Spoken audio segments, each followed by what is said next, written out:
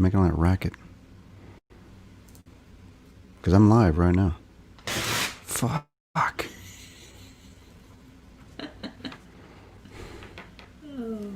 Get no peace around here. You're so cute when you're angry. You know, this is the, here's what we're going to do.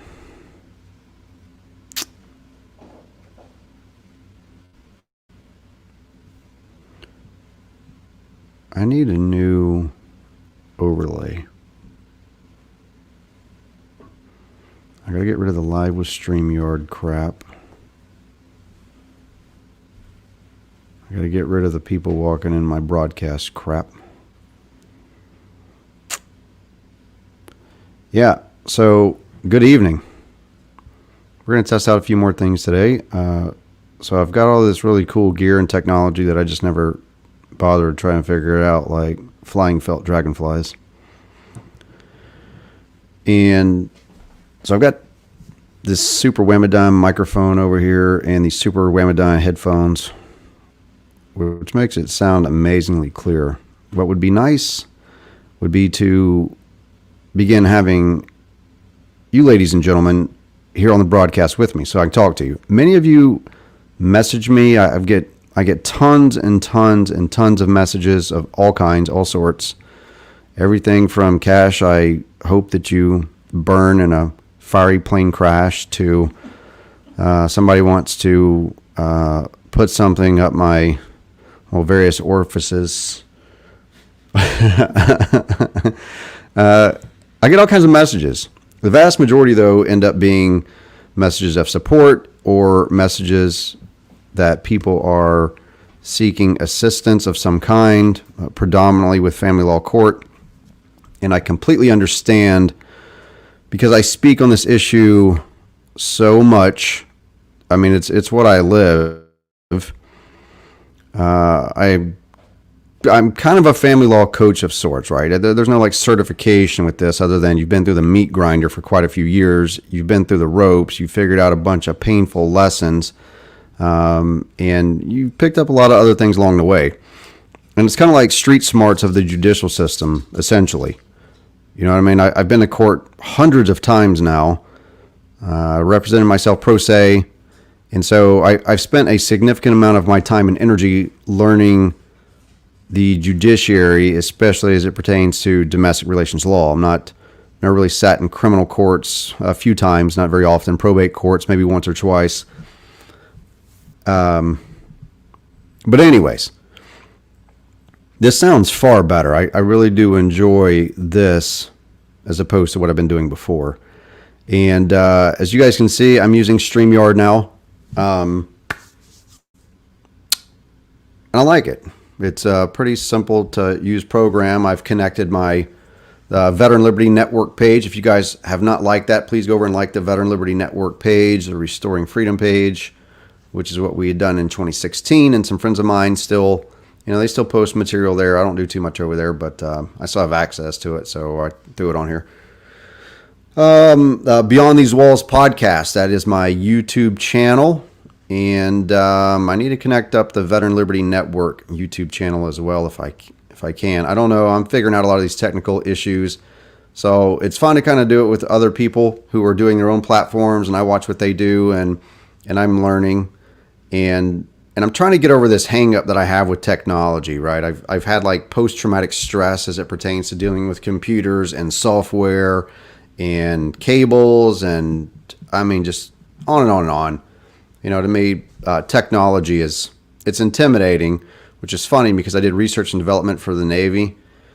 And while it was very intimidating, because we had to learn a lot of different systems whenever I was doing R&D work. But, yeah, I can't go into too much on that.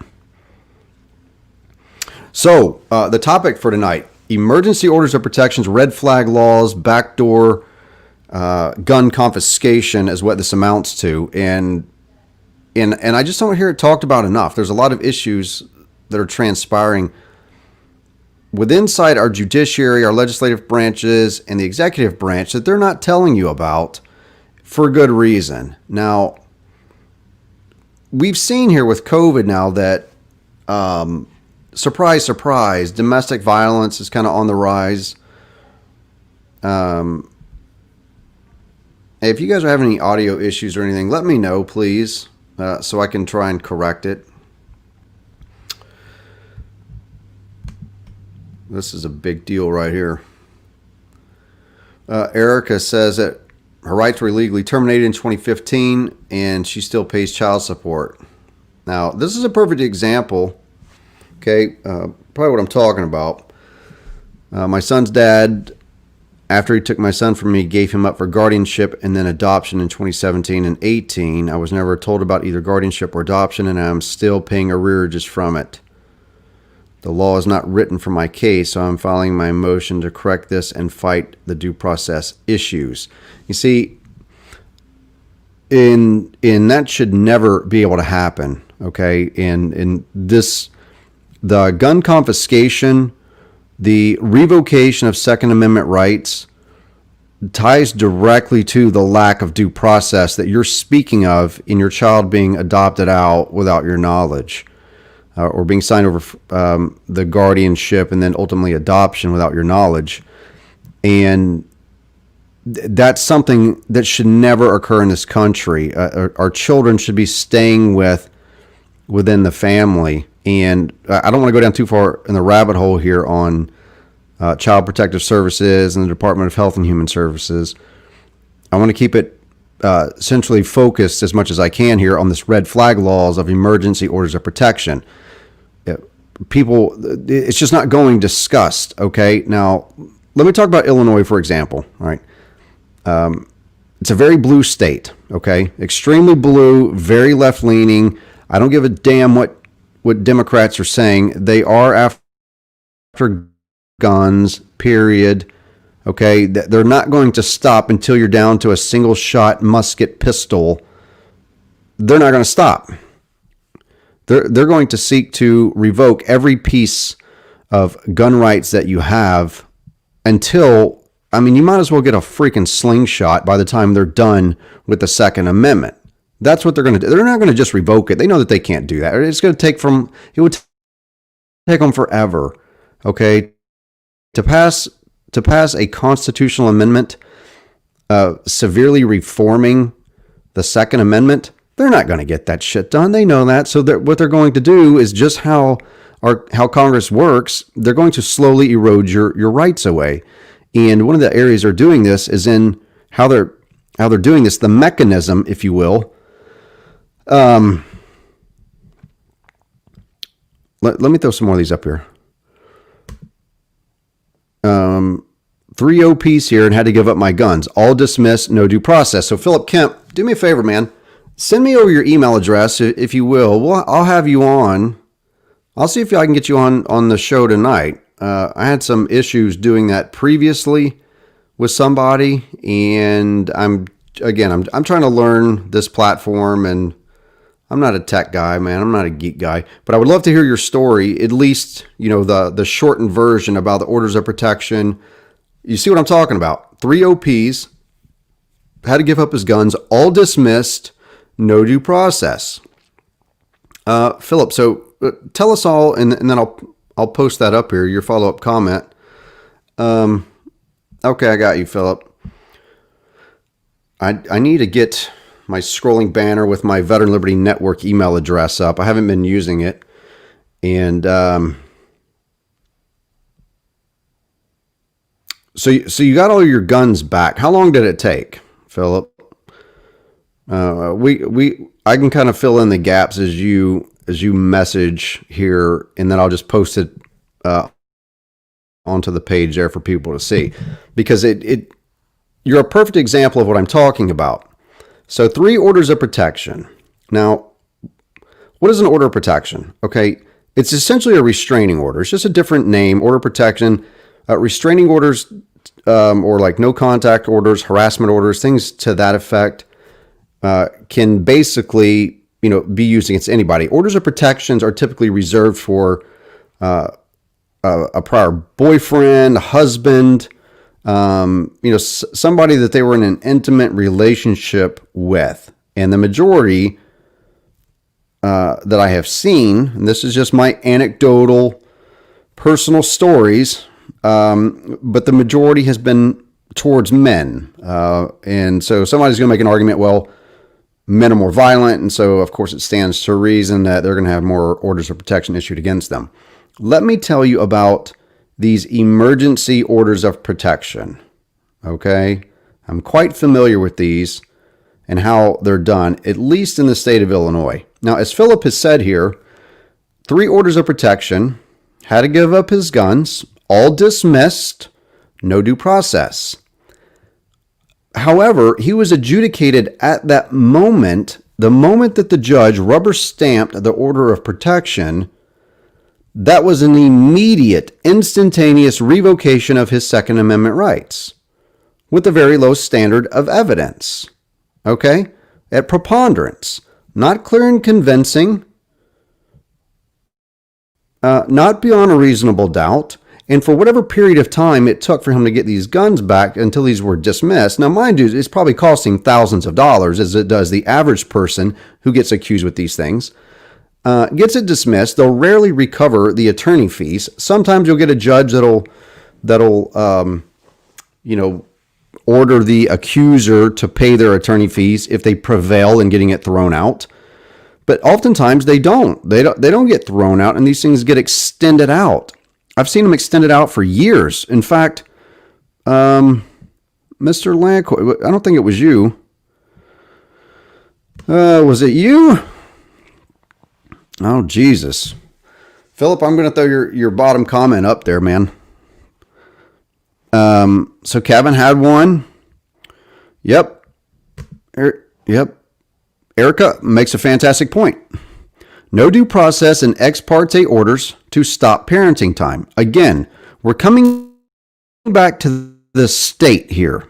Where each time, this is what I'm going to bring it back to, because this is the central focus of all of our problems. It's state overreach. It's government overreach of some kind that we're not combating because we don't understand the law.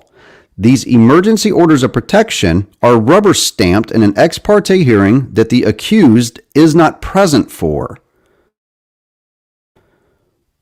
And the excuse that they're going to give and why they do it that way is that some judge way back when didn't issue one, and the woman who was seeking it was ultimately murdered by her estranged boyfriend, and that's why they do it. That is bullshit. It's complete and total and utter bullshit. And we are allowing this. Now, think about the state of Illinois. When they do this, they issue these emergency orders of protection. In effect, what they're doing is, number one, they're adjudicating you as guilty at that very moment because, again, it is an immediate revocation of your Second Amendment rights. In the state of Illinois, you cannot possess guns, firearms, or ammunition legally unless you have a firearm owner's ID. That's for state residents of Illinois. That doesn't apply to residents of different states that are traveling through or going there to hunt or whatever. That is for state residents. So when these judges are rubber stamping these emergency orders of protection in the state of Illinois, and we have no idea how many this is. I don't. I mean, if somebody could get me the research, I would love to see it. In fact, I might even pay you for it. A reasonable amount for some research if you could get me that data. Because we've submitted Freedom of Information Act requests to 4 or 5 different courthouses now in various counties: Lake County, Cook County, McLean County, I think maybe DuPage. I don't know. There was 4 or 5 counties we've submitted Freedom of Information Act requests to, and they have denied those. We've asked, how many orders of protection have you issued? How many emergency orders of protection were issued in the last 3 to 5 years? We asked them for any local, state, federal, or private money that was attached to these orders of protection. And nobody wants to answer the question. They've all came back and stated that the judiciary of Illinois is exempt from the Freedom of Information Act request. And we need to pull up that state statute for FOIA request. If you're not familiar with the term FOIA, that means Freedom of Information Act request. That is so citizens can maintain some transparency with their government by requesting information from the government. Now, there is certain restrictions on that, of course. However, we don't need anything to be redacted. We need just a sheer number. Did the county issue 1,000 this past year? 1,000 emergency orders of protection? Did they issue 5,000? How many emergency orders of protection were issued? How many resulted in charges? And how many resulted in ultimately convictions? They don't want to give us those numbers, and I'll tell you why. Because it's going to show, Candy, yes, I've had three. I've had 3 emergency orders of protection against me, which is unfortunately how I came to know about these things and began asking the appropriate questions, at least the appropriate ones for those of us who are concerned with liberty and freedom and not having our constitutional rights violated continuously. And it was those experiences that led me down this road in which I remain on to continue to try and educate people on this. It is one of the most prevalent tactics that is utilized in domestic relations court by domestic relations attorneys to gain their client the upper hand in a custody proceeding. These court-appointed associate judges in Illinois that are appointed by circuit court judges will rubber stamp the shit out of these things with no concern with the life that's going to be negatively impacted on the other end of it if the allegations, in fact, are not true. Okay? It was after my third order of protection. Yeah, Joseph. Did I or did I not scale the White House wall? Clearly I did not, because I'm still here with you. But anyways, that was whenever I went to the state's attorney, Mike Neerheim at the time, and asked Mike Neerheim, when are you going to press some charges there, guy? This is my ex-wife's now third order protection she's gotten against me, and frankly, I'm kind of fed up with this bullshit. I'm tired of having my name dragged through the mud. If I'm this really horrible person, this really dangerous, violent guy, then file some charges, give me my day in court, give me my right to an attorney, my right to a trial by jury. We'll hash all this out right here in a courtroom where maybe I could get a smidgen of due process before the state goes stringing me up and assuming I'm guilty and violating. And nobody bats an eye about this. Candy, this is a fair question. Do I have a bad temper? Well, I don't know. Let's discuss the circumstances. Okay. Number one, anger. Right. And this is a fair question because this all pertains to these orders of protection and what's used. Okay. Do I have a bad temper? Well, that's a fair question. Well, let's look at my past. Number one, I've never been charged with or convicted of any crime. So I'm 42 years old. Married twice, divorced twice, have 3 children, spent 20 years in the United States Navy, had a top secret clearance, what's known as a TS-SCI clearance, where I was exposed to and had knowledge of and contact with information that could cause serious harm to national security. So that meant that I had to undergo a serious background investigation. Did they find any instances of me losing my temper at any point in time? Sure, of course they did. You don't go 30 some odd years at that time and not have express your human emotions in front of people where they saw it. Now, is that the pattern? Is that the whole of the man? No, absolutely not. I don't walk around just pissed off all day. I smile, I laugh, I pursue hobbies and interests. I'm like any other guy, but if you come up and you kick me in my junk, I'm going to get fucking pissed. Excuse my language. And I'm going to use language like that to express my anger towards you. So like, the judge in my case, the previous judge rather, I call him the shitbird, the shitbird Salvi. That's what he is. Does that make me an angry or really horrible or terrible person because this guy breaks the law and I call him out on it? Does it make me a bad person to confront my ex-wife whenever she's withholding parenting time from my children and say, you know what, you're being a real bitch about this. I'd like to be a dad to my kids, and I would really appreciate it if you would just be mature about this and get out of the damn way. Let me be a father to my kids. Yeah, it pisses me off. But for any normal person that was living in my circumstances, you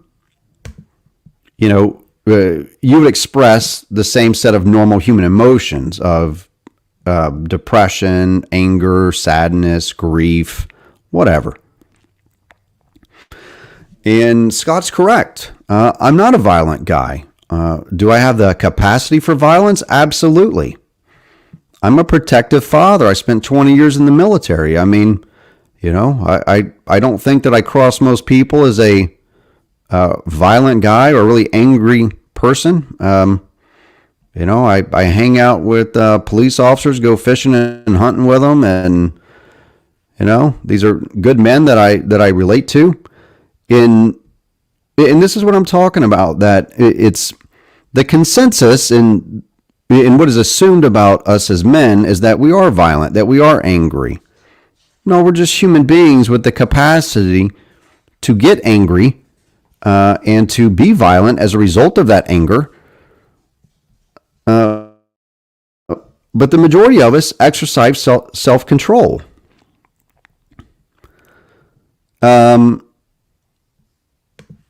We exercise self-control, and we don't go out just punching people in the face because we're pissed off. Men, more often than I have seen women, will break an object, right?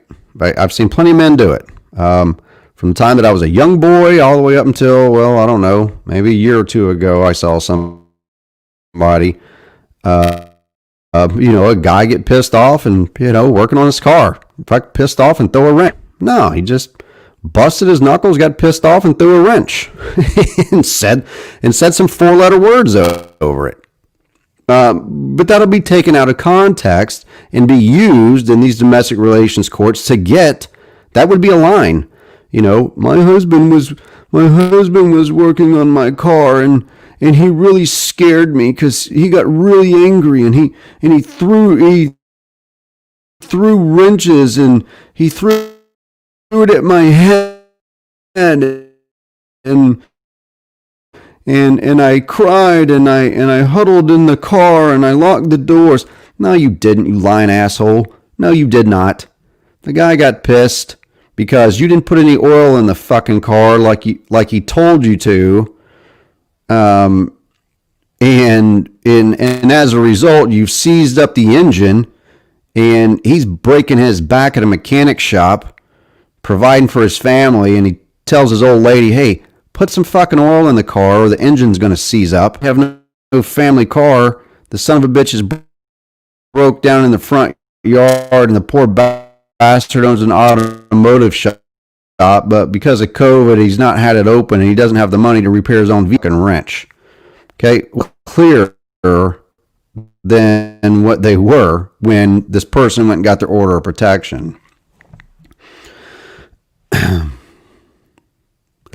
Absolutely. Candy's all over these questions. Would I allow my daughter to be with a man like me? Damn right. Absolutely I would. Yeah, I would definitely want my daughter to be with a man like me that doesn't take shit off people. And my daughter has to be, my daughter's bullheaded. She is like her father. She's bullheaded.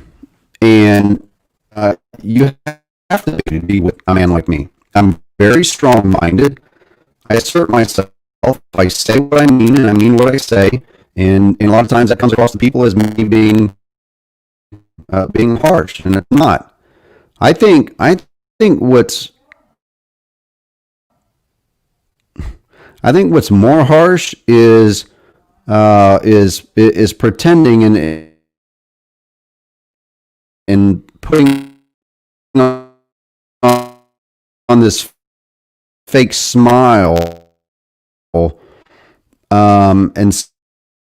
selling some line of bullshit to people right in front of their face. Hold on a second. Let me close my door. Hold on. I can hear you on my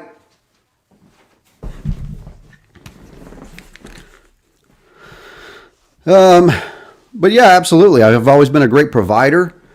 I have never in my life put my hands on a woman unless she asked me to. You know, a girl wants me to smack her backside. Okay, I'm not going to tell her no. What's up, Bonnie? That's a good question, though. Yeah, there's a lot of us. There's a lot of tortured parents out there. But we do have to get outside of these echo chambers. We got to get this message onto and out to other platforms. It can't just be, we can't just have it. Man, this thing is killing me. We cannot just talk within these circles amongst ourselves. We have to reach out to other people.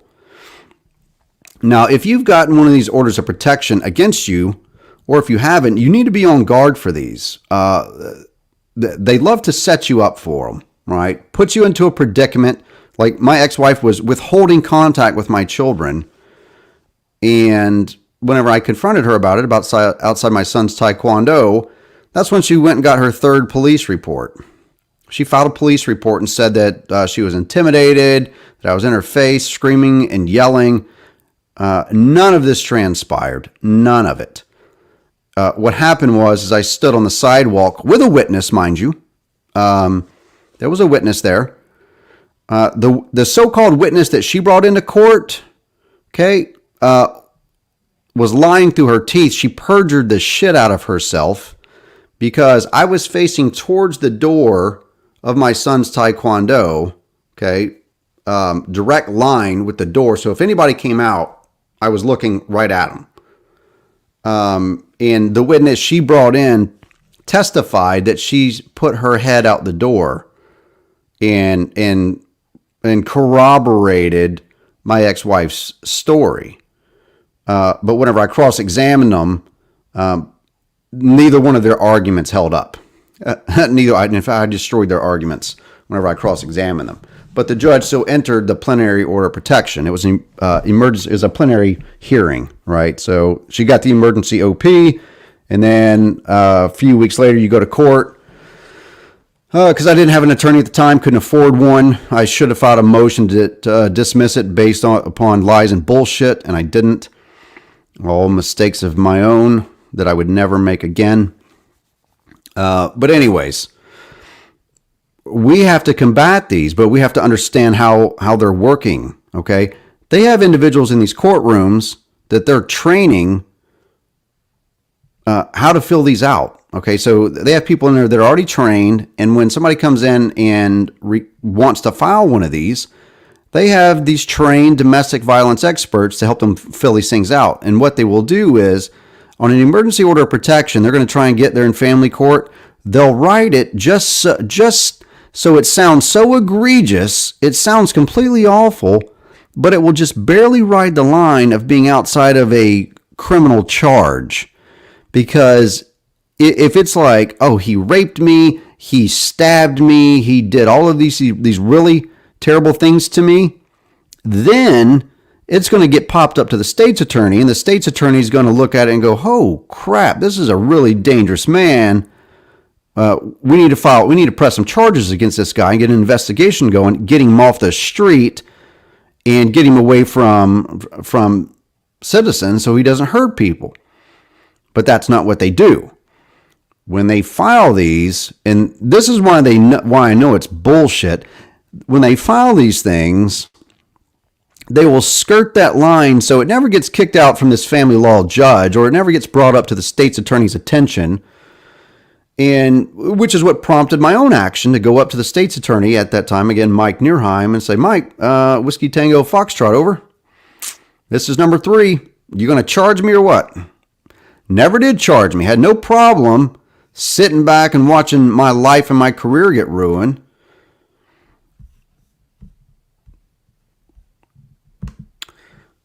Eric, it's kind of a long one, but I'll throw it up here. You've got a client with a no contact order from her kids for an accusation that was unfounded in her boyfriend, who is an appeals attorney and works for CASA. It's unfounded, and we have updated the court as it's ordered, and they still wouldn't address parenting time. The dad works for a juvenile detention center, so he knows how to brainwash a kid. Okay, well, as far as, working for the juvenile detention center and brainwashing children, I don't know that those two affirmatively, relate to one another. I guess what I'm saying is I don't know that they're training people in juvenile detention centers to brainwash children. You would have to present me some evidence of that for me to agree with you. Now, I would go so far as to say there are private facilities, just like in Pennsylvania, where you had that judge selling children to that juvenile detention facility. And these kind of come into these no contact orders, orders of protection, restraining orders, all sorts of things, because they'll do this with juveniles as well. They'll take these juveniles and with very little due process, they'll have them sitting up in a juvenile detention facility.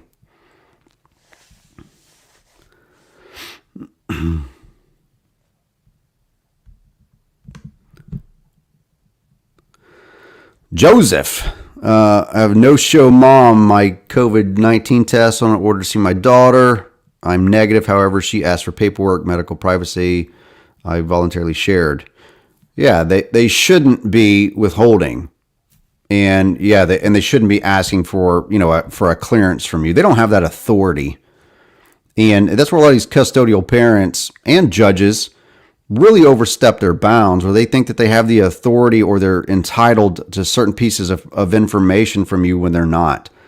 How you parent, the method in which you parent, and these orders of protections are just way to undermine and to discredit who you are as an individual using no evidence. I mean, it's just a win-win for these dirtbag attorneys and the unscrupulous individuals that will weaponize and use these things. And really what it does is it does a disservice to actual victims, because it saturates the judicial system as well as our police officers who have to serve these things. It saturates them, and they see so many of them that they begin to, it waters down any real accusations that are made. And that's unfortunate. It shouldn't happen, but that is in fact a byproduct to these things not being taken seriously, because they're abused.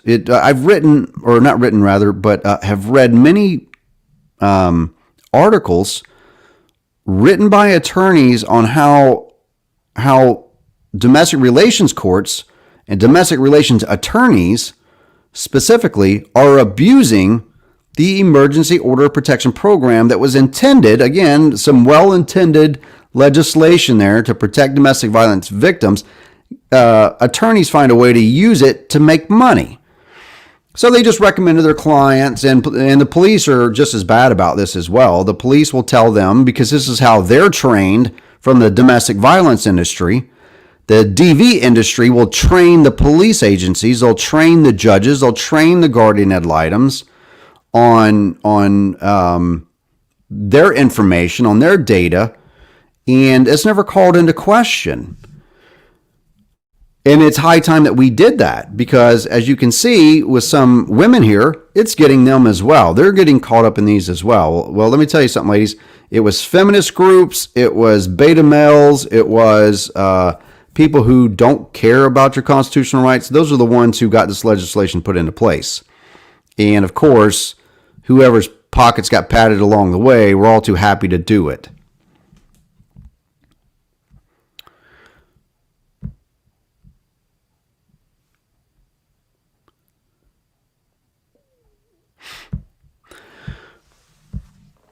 So how does this kind of tie into the bigger picture? Well, what's happening with COVID? I don't doubt that we're going to undergo a second round of serious lockdowns. I mean, I really believe that we're going to go underneath a second round of pretty serious lockdowns in many states. Gavin Newsom out in California, that nut job up in Oregon and Washington State, J.B. Pritzker over here in Illinois, Jack Tard up in New York. I mean, these people, if you watch their behaviors, they're so hypocritical in what they preach. And it's one of the reasons I've taken just a lot of issue with those of you who have supported the COVID lockdown measures. You don't practice what you preach, nor do these tyrannical governors in these states. They're out going to dinners. Lori Lightfoot up there in Chicago telling people to stay home while getting her hair cut. J.B. Pritzker's family traveling outside the state. They shut down state sports in Illinois, and yet his daughter was still doing like equine sports. Of course, most expensive sport you could possibly get into, as far as I'm concerned, for a child. But again, it's rules for thee, but not for me. And these orders of protection are no different. Democrats want to disarm you. There's no two ways about that. Okay, they do want to disarm you.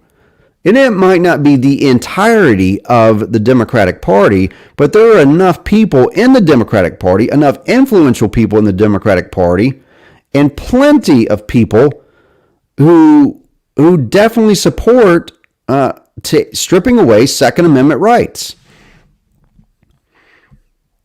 I mean, they don't want you to own an AR-15. And I would be happy to debate that with any person. They don't want you to own a weapon that they perceive as being a weapon of war. That is the greatest weapon of war ever designed. This has killed more people than any AR-15. Right here.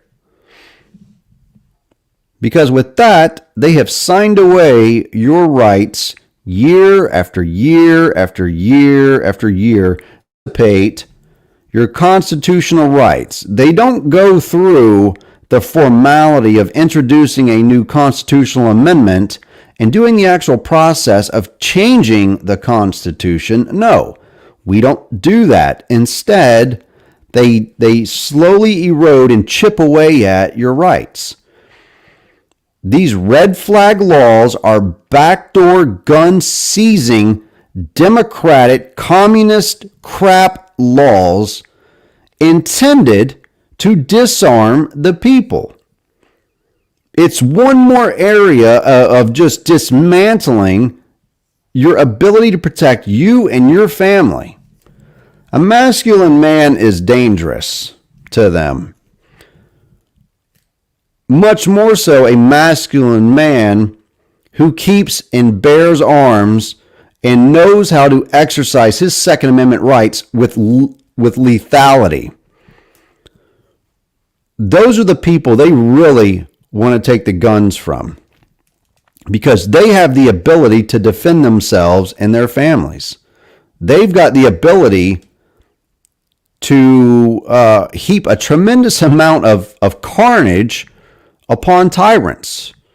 And so these tyrants have no problem. They love this type of legislation. They eat it up because they get to simultaneously strip men predominantly, because this is predominantly who it's targeted at. They strip men of their Second Amendment rights, strip them of their children, strip them of their finances, strip them of their dignity, strip them of their constitutional rights, and on and on and on we go. And there's a few of us, like myself, that remain front and center and stay in their face and tell them, nope, that's bullshit, nope, I'm not doing that, nope. That's unconstitutional. The law says this. It's quite clear. But without more of you willing to do it, it's going to continue to be what it is. Brad from New York, you're right, my friend. It is complete and total bullshit. And when you've had enough, okay, you guys let me know. I'll travel to your state. I'll come up to New York. I'll come wherever. And I believe that starting in January, especially for states that are open, where they're going to have any committees, and go figure, the states that we should be in front of committees the most, the blue ones, these are going to be the states that are going to keep their COVID lockdown measures in process, and they're not going to allow any testimony for legislation, right? They're going to stonewall it. They're going to fuck with you. They don't want you in there. They don't want you testifying. They know that right now, their popularity here in the country, state house, state senate, it is disgustingly low, especially in blue states. They don't want to hear from the people. They don't want to hear from us. But if and when they do, I would love to come to your state. I would send me a private message. If you want to go down to your county or to your state house and you want to ask some hard questions and you want me to go with you, you want me to ask the hard questions, let's go. We have to get into these state houses. We have to go and see our legislators at their field offices, their local offices, and if not them, whoever the poor bastards are working for them, those are the ones that we need to go and see. And we have to ask these hard questions. Okay? They don't want to answer them. There are more people killed in the United States every year, for instance, with hands and feet than AR-15s. This isn't hard information for people to look up. There's more people killed with knives and bats, I believe, than AR-15s. Yet AR-15 is so prevalent for them to want to go after. It's a weapon of war. No, it is not, you monumental moron. It is not a weapon of war. And if it is, well then so is a 12-gauge shotgun. So is a 9mm Beretta pistol. These are weapons of war. These are weapons that the United States military carries and issues and trains their soldiers, sailors, airmen. That's what they're trained on. So if they're going to, and that's what they'll do, okay? It's a weapon of war. Then they're going to group in another weapon, and then another weapon, and then another weapon, and then another weapon. They're just going to keep on going. Okay? That's like this sliding scale that we had with the LGBT community that now has another 15 additional letters added onto it. It's this sliding scale about what we allow them to get away with. I don't give a damn about somebody's sexual orientation. I don't give 2 cents about somebody's sexual orientation. Don't care, right? I just don't give a damn. It's not my business. It's not important. That's the thing here. And I think if the LGBT community would really talk to people like myself, they'd figure out, yeah, we really don't give a shit. Like, we don't care. But it's went so far, you probably saw in Portland, okay? And this is that slippery slope, all right? The slippery slope of what we're talking about pertains to many issues. And in Portland, Oregon, the city council up there legalized it for these weirdos that dress up in dog costumes. They've got some fucking name, Furbies or something. But they're allowed to defecate and fornicate now in dog parks in the fucking city. You hear what I'm saying? They get to defecate and fornicate in the fucking city because the liberal-ass Portland City Council says that these people who dress up in fucking dog costumes, that they're dogs, that they identify as being dogs. I identify as being Hugh fucking Hefner. Where's my Playboy mansion? Where's my stacks of money and Ferrari? I need this. I need the taxpayers to fork out money for my Ferraris and my mansion so I can run my Playboy mansion right here in Podunk, Arkansas. It's a slippery slope, folks. And if you don't pay attention to what's going on around you, they're going to keep on doing this crazy. It's lunacy. It is freaking lunacy. What I do, it's not easy what I do. I still don't see my kids. I still don't talk to my children because of this right here. I'm exercising my First Amendment right. I'm talking. I keep speaking out. And we got to have more people that are doing it. I think common sense kicks in at some point in fucking time, right? We got to go as Americans. Common sense needs to kick in at some point in time. And I'm trying to do that. I'm not politically correct about it. I'll say that. I'll be the first one to admit I've got a sailor's mouth. I spent 20 years in the fucking military. If you didn't want sailors cursing, then you should have stopped that shit 20-something years ago before I ever set foot in the military. Because all they did was reinforce a bad habit I already had at 17. I already cursed like a sailor, probably because I was raised by my grandfather, who was a sailor. My whole family cursed. My mother's got a worse potty mouth than I do. The point being is that our nation has been on a gigantic slippery slope. Common sense has went out the fucking window. We see what they're doing with COVID. Nobody cares, right? You go into Walmart, you got half the people wearing masks, half the people aren't wearing masks. We're under these state mandates. You got private businesses that the government is using to enforce their... Look, I shouldn't have to answer to some 24-year-old kid, 23-year-old kid at Walmart, and he is a kid, at Walmart about why I'm not wearing a mask. Okay? If you want state enforcement for that, then the state needs to bring their ass in there so I can tell them it's none of your damn business. It's HIPAA.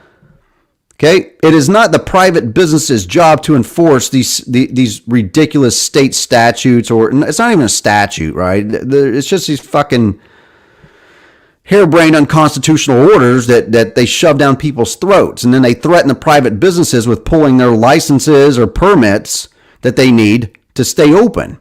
A more state overreach. Again, comes back again, state overreach. We'll keep saying this until people finally get it through their thick fucking skulls.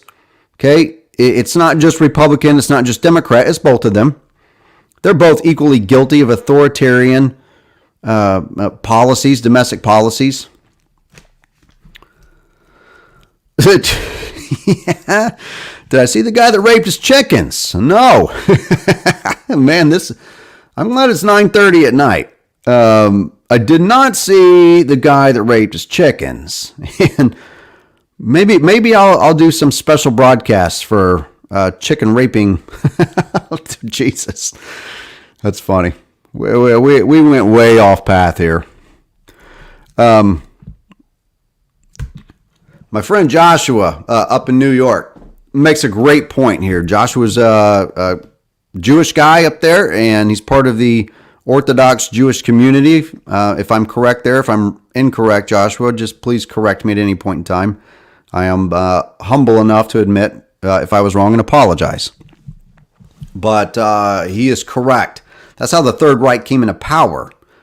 Slowly eroding personal human rights. Okay, now notice what he said there. Personal human rights. No, animals don't have rights. They should be treated humanely and compassionately. I'm not saying to mistreat animals, okay? But our Constitution is written to protect our rights that we're born with from government overreach. That is the purpose of the Constitution. Which begs the question, why is the military not teaching the Constitution?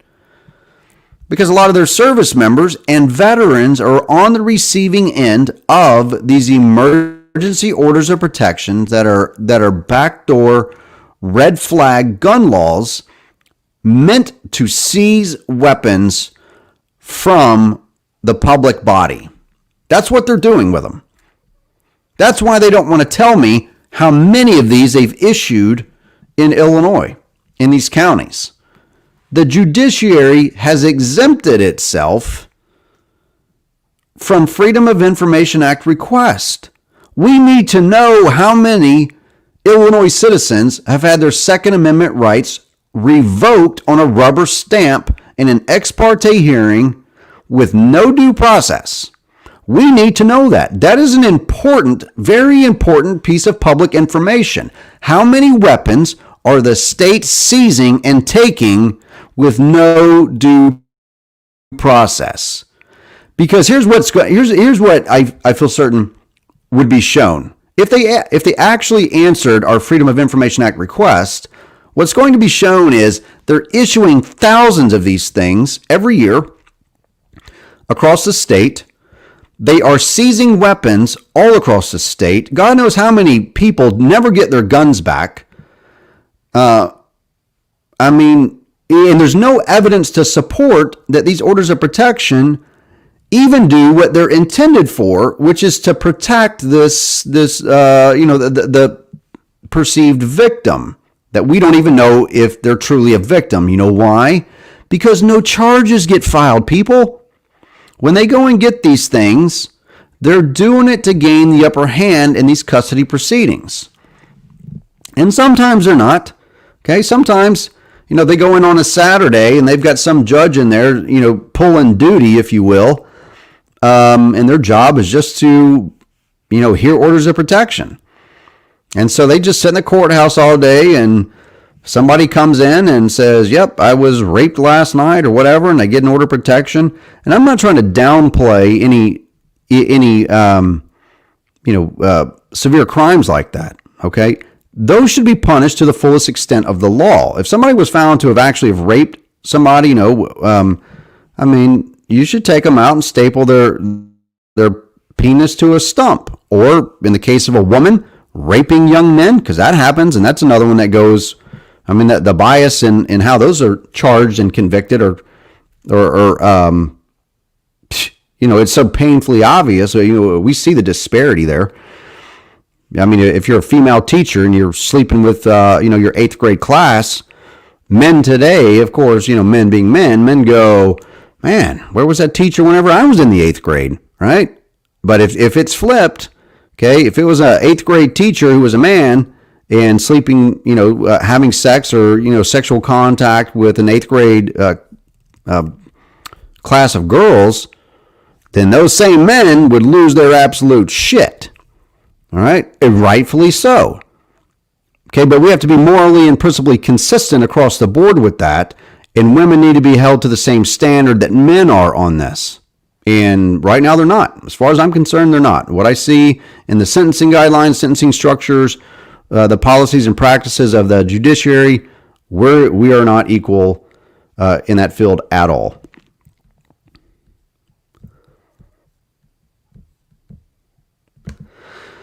Well, Brad, we've done protest, and it's hard to generate the kind of numbers that we need in these protests to really, really make a difference. Okay, you need those kind of numbers. What does BLM have that broke moms and dads who've been put through the Ringer family court don't have? They've got funding.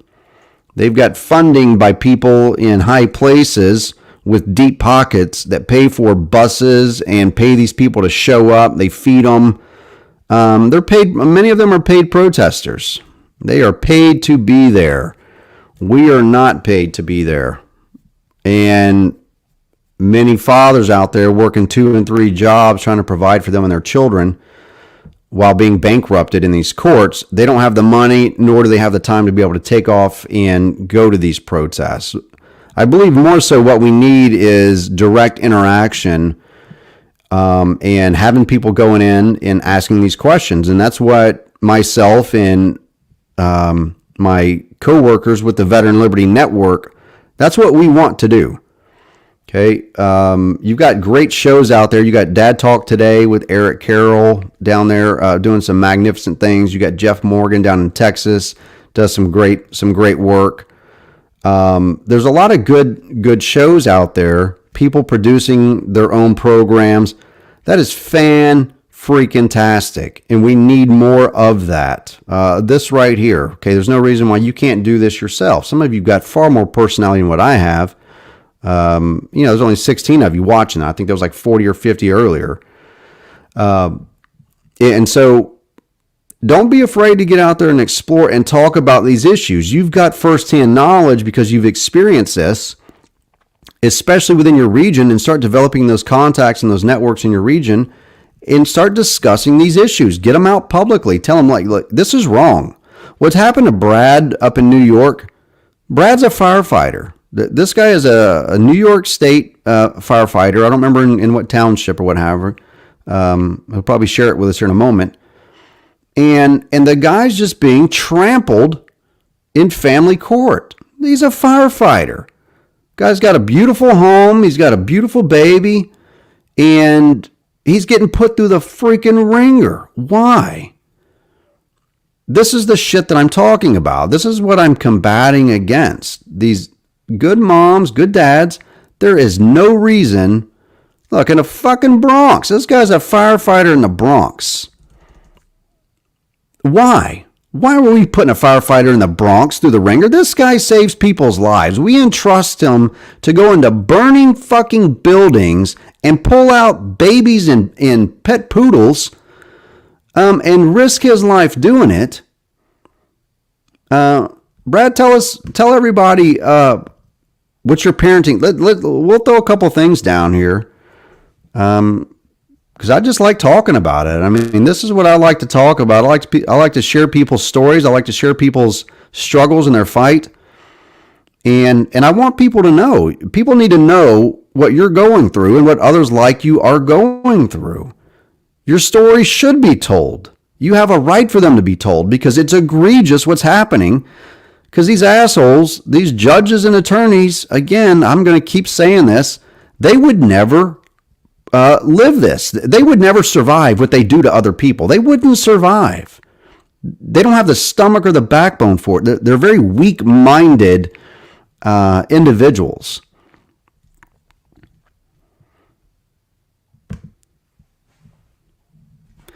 Carly Anderson, hey, I appreciate you. You walked with me at the Fools No More rally. I've met so many people. That was in Kansas, wasn't it? If I remember correctly. I was up with Jennifer Wynn, and I think Raymond Schwab was there. The Schwabs were there. I think that was the correct, if I got the correct one there. I've been to so many events now, I've kind of lost track. Different marches and protests and gatherings and you name it.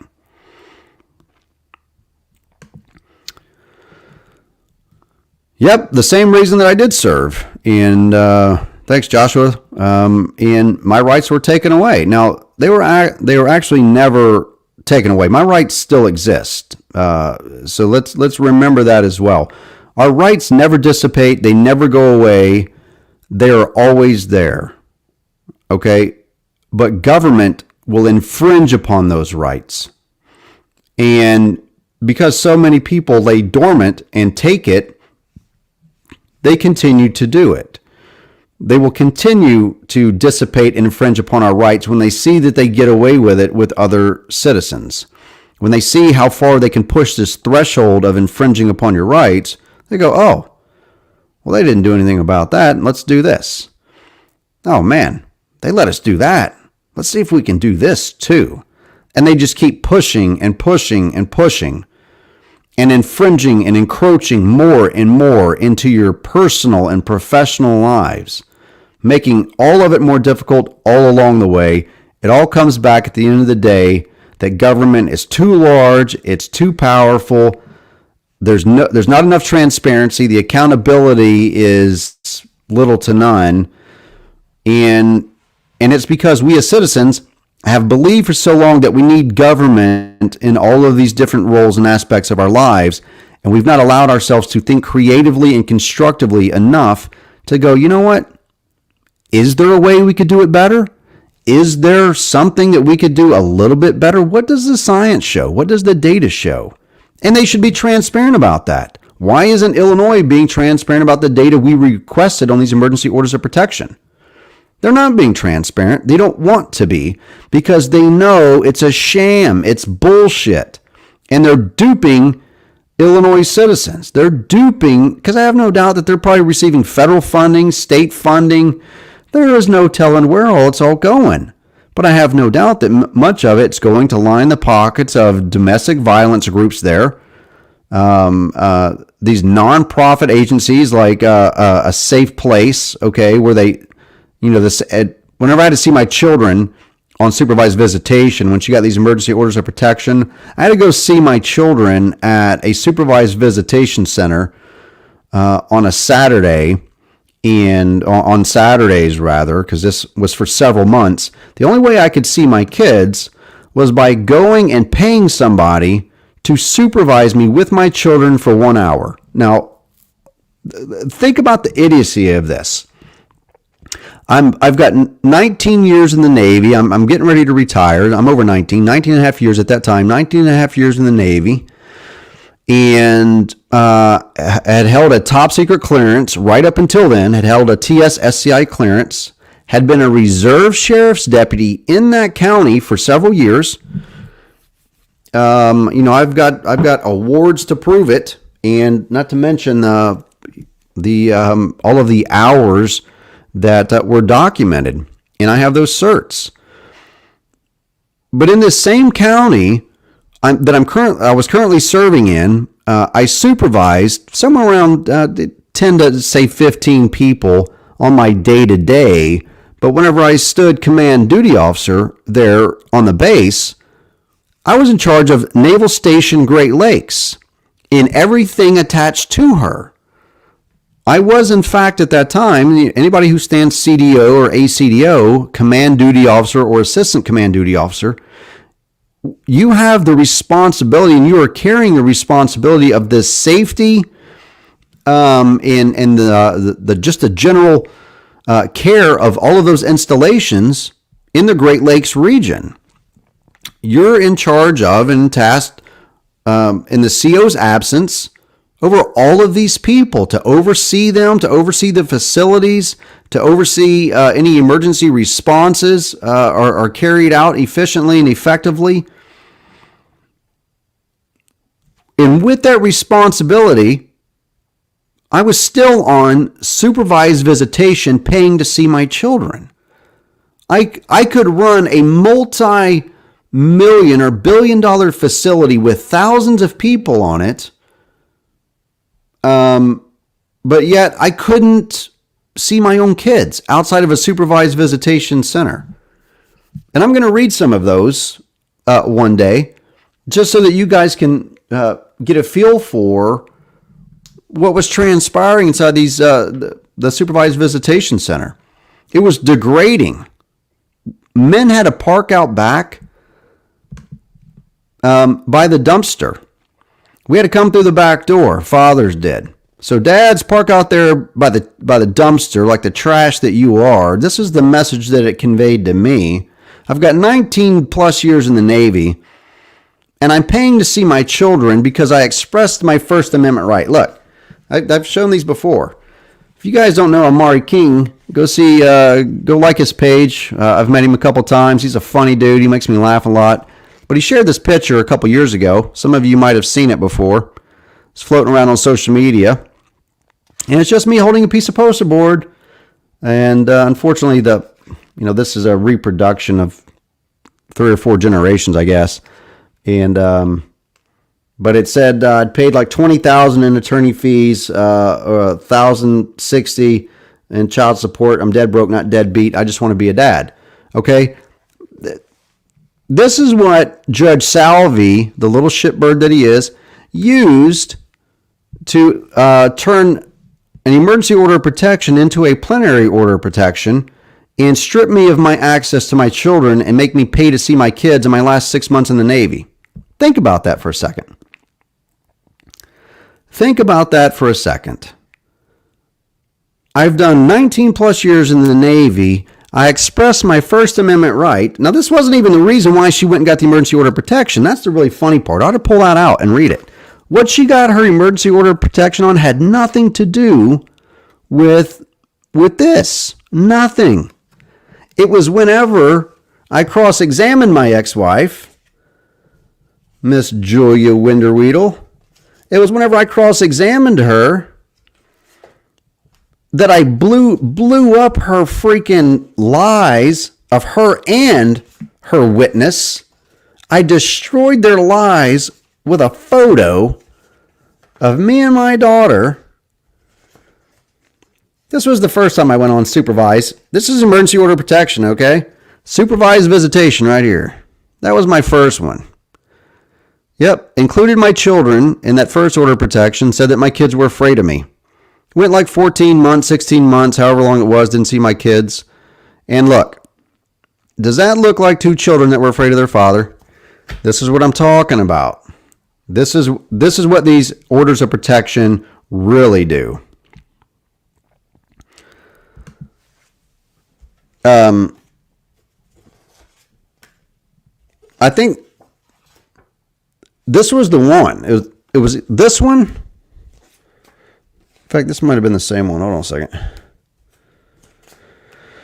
Took so many photos with my kids.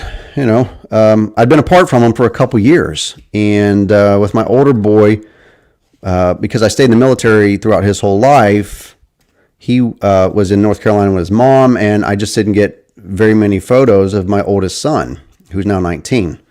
This is him right here, Colby. Good kid. You know, we don't talk much, and that's unfortunate. Somebody's calling me. Oh, hold a second. Ted, I'm in the middle of a broadcast. What's up, man? I'm just saying hi.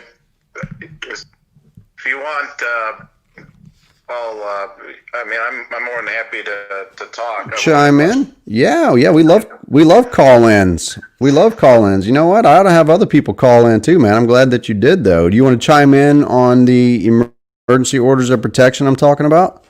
Well, look, I've witnessed everything that happened in your case, and I'm just in a slightly pissed off, mood myself, and I figured I would weigh in. Look, I mean, we've seen what they did to you over a period of 6 years, and the damage was severe, and and they have not apologized. They owe you an apology.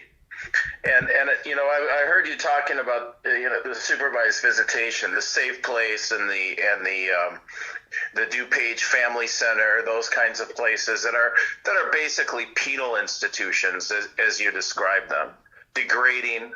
I'm really wondering whether it's time that people just stand up and say no. Right. Well, and that's my argument, is that you've seen as well as I have, Ted. I mean, you've been my pro bono attorney now, and I'm immensely grateful for the work that you've put in. I mean, there's no way I could ever possibly repay the amount of work and effort and energy and just the devotion that you've had to my case, along with the other pro bono cases that you have. It's extraordinary what you've done, and I don't like to be the one to go back and go, I told you so. But I mean, I remember having a conversation with you whenever you first came on as my attorney, and I'm like, man, I don't know if you know what you're getting into with me in this county. And I don't think that you did, but I think that you realize definitely now what we're up against. Well, I'll give you an example just today. This is one of my other cases. This is Jeff Larson's case. So his case is up on appeal right now. And what Judge Christensen did, the judge that you have, is she slapped a plenary order of protection on Jeff for going down to Alabama, his car breaking down in Alabama. This is March 8th. And then the emergency order started the next day. His car breaks down. He got in a near fatal car accident in 2012 where he has respiratory failure on top of asthma. He didn't go back to Illinois. No one contacted him. He never contacted anyone anyway because he's used to this shit. He's had 6 orders of protection against him, and then Judge Christensen recommended that they file number 7. It was her suggestion. It's in the OP on the advice of the judge. We're filing an order of protection for Jeff getting stuck in Alabama. Wow. No one called him, not even the guardian ad litem. The mother testified under oath repeatedly that she called him every day on both of his phones. We subpoenaed her phone records, and she called him 0 times. 0. So 0 times. So- And so she puts the plenary on, refuses to vacate the plenary. And now Jeff is going to the DuPage County Family Center. We have this case up in appeal. And Friday was the deadline for the opposing side to file their appellee brief. They didn't file it. It actually was due on October 29th. These people were so arrogant. They let the deadline go, and then the appellate court gave them another week to file the reply. Didn't answer. So we're up there ex parte in the Court of Appeals, and we're missing about 4 minutes of the guardian ad litem's cross-examination, where she testified, "Oh, I absolutely did not call Jeff." Okay, isn't that something? wait, so that's not in the record. They didn't capture that. Did I just hear you correctly to say that? Yeah, we didn't. Yeah, we missed 4 minutes of the cross-examination. We don't have it. So we tried to get a bystander's report, which is a substitute, where the parties agree and the circuit court certifies that there was, that this is what was said. This was the testimony, and I had, and so the guardian ad litem said, "Oh, I absolutely did not call Jeff," which is in her billing record, so it's independently verifiable. And she also testified that she recommended that Jeff have parenting time, and which is completely what occurred. She said, Jeff should have parenting time, just not as much as I thought, before this happened. That was her view. Well, Judge Christensen sends us an email earlier today where Judge Christensen's notes say that the guardian ad litem didn't recommend parenting time for Jeff, which is false. I mean, not only that, Judge Christensen made claims that she had to mute me when she rendered her opinion in this case, which is false. I'm on the record saying I'm muting myself because she entered a plenary order of protection against a guy where the mother could not present one phone call, one screenshot of one phone call, not one piece, not one text, not one email, and so I muted myself, and then she of course claims in her order, writes in the order that if I was in the court she would have held me in contempt. Oh, bull. So let me kind of reframe the picture here for people to understand. This is another one of your clients, Jeff Larson, up in Lake County, Illinois, that you're representing, and you've been representing now for 8, 9 months? 6 months. Okay, about 6 months, and he was in Alabama with his daughter. Car broke down, and wasn't able to return to Illinois. Correct. So this is during COVID, of course. This was just a few months ago. And his ex-wife testifies in the plenary order of protection hearing, if I'm understanding this correctly. Correct. His ex-wife, Jennifer, testifies in the plenary order of protection hearing that she called Jeff multiple times and on the record stated that she had multiple times. Every day on both of his phones. She testifies that she called both of his phones every day and never heard from him. And yes, alleging that he was evading her, and she testified she's never been more scared in her life. So she was terrified of Jeff. Terrified that she doesn't know where his daughter, where her daughter is. Now, her 9-year-old daughter. Now she had 6 previous orders of protection against Jeff as well. 6. And so this was number 7. And number 7. Number 7. And number 7. Lying her face off. And so today, we're reconstructing that missing 4 minutes, and Judge Christensen is claiming, testimony by the guardian ad litem that is absolutely false. Okay, that we actually have the YouTube feed of the proceeding where we have the direct testimony. She testified on direct that she thought Jeff should have parenting time. Now everyone's claiming that the guardian ad litem was recommending something else, making up testimony that doesn't exist.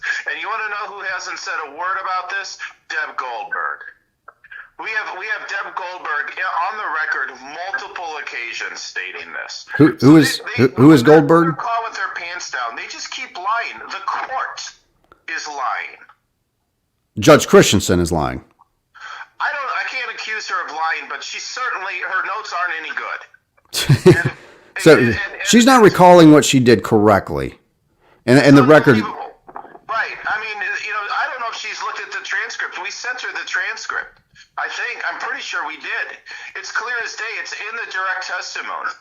I mean, how incompetent these people are. We have guardian ad litems whose job it is to investigate, to interview. They're required by statute to interview both parties in the child.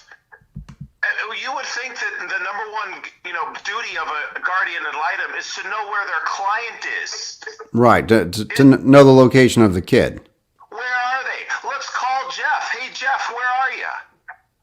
She didn't do that. Nobody did that. And then they slapped a plenary 2-year order of protection where Jeff now this is Rich. He gets unsupervised visitation on Saturdays, but then he has to take his kids to the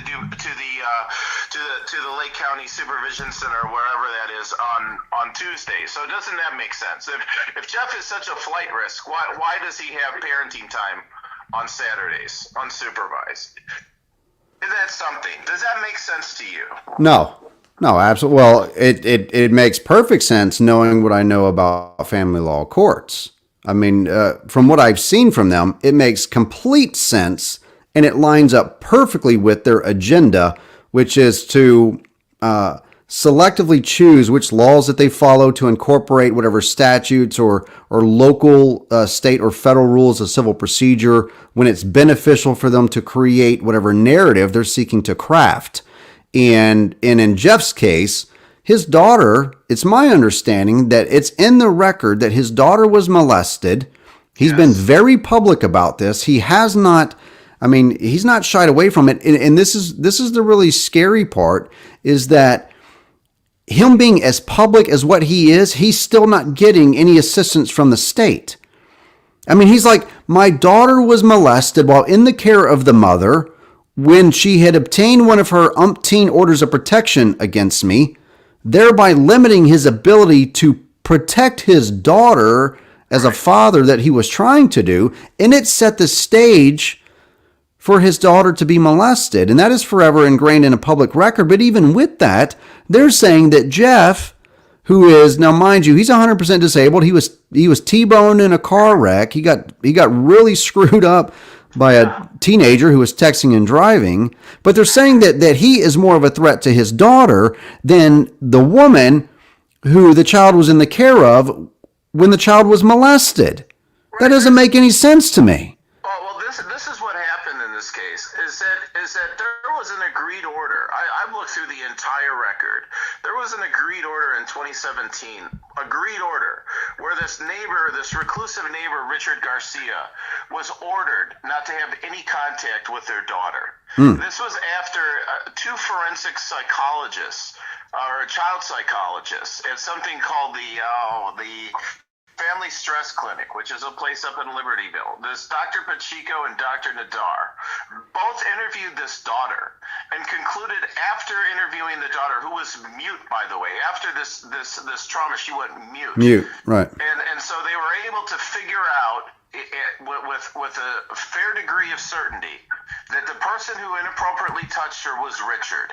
He was giving her presents, he was grooming her, and was alone with her at the mother's house for periods of time. So this is the neighbor. That lived right next door to the mother, or her parents? Lived next door to the mother. To the mother, okay, and and so what caused the mother in this case? Her name is Jennifer Brown. She didn't have visitation with her daughter for 9 months because she was telling the daughter not to speak about it. So the daughter was going in to get treatment for her mutism. Meanwhile, her mother is telling her not to speak. And so that was obviously making things worse, causing severe damage on the daughter. And so the daughter was barred from going to her house for 3 years by the court, by Salvi, actually, your former judge, and and for a period of time with Judge Christensen. And then all of a sudden, what happens is that Jeff is telling the new judge, Judge Christensen, that, hey, look, this is the history in this case, and Judge Christensen doesn't believe him. And so Jeff is freaking out at the end of the last year saying, whoa, we went through all of this. This is all in the court file. She doesn't believe him. Oh, but it's all there. And that's all up in the appellate court. That record that she overlooked, she just didn't believe him. And so what she did when Jeff went down to Alabama, they set him up completely, got him charged with felony child abduction, a class 4 felony. He got extradited back to Illinois in the middle of a pandemic. Completely set up, and gives residential custody to the mother without Jeff being noticed. She acknowledging that Jeff wasn't noticed, and not served with the order ordering him to return her. Meanwhile, the courts go closed for 6 weeks completely. So he never even got served this order of protection. Okay, so Jennifer Brown gets an emergency order of protection against Jeff Larson while Jeff Larson is in Alabama while his car is broke down. She perjures herself inside the court on numerous occasions. It goes into the record that she testifies that she attempted to call Jeff on both of his phones multiple times, which never occurred, and the judge elects to extend on perjury an emergency order of protection 2 years, and turned it into a plenary order of protection at the plenary hearing, extends this thing out for 2 freaking years against this guy, and leaves the daughter in the care of the mother where the child was being molested, and at least by two, you said 2 different forensic psychologists? 2 forensic psychologists determined that that's what occurred. They didn't make this up. And the child went mute, right? That was kind of the tell. Was that the telltale? Is that his daughter went mute? That was the telltale, is that she was traumatized, and furthermore, she was ordered not to speak about it. Well, so there was a cover-up. What really nailed the mother in this case was the cover-up, and it was sick what happened to this little girl. So she goes back. Now when we subpoenaed the phone records in this case, okay, so we have perjury. We have a case of perjury. We know that she didn't call him. She can't produce any evidence during the plenary hearing. So after that, I'm thinking, God, I hope this isn't my fault. Should I really have subpoenaed her phone records before we went into trial? Right. Or is her word good enough? You know what I mean? Certainly not. So after the hearing, I subpoena her phone records. We get her phone records back from AT&T. She calls her father 39 times. She calls her attorney 15 times. She calls the guardian ad litem 10 times. She calls Jeff 0.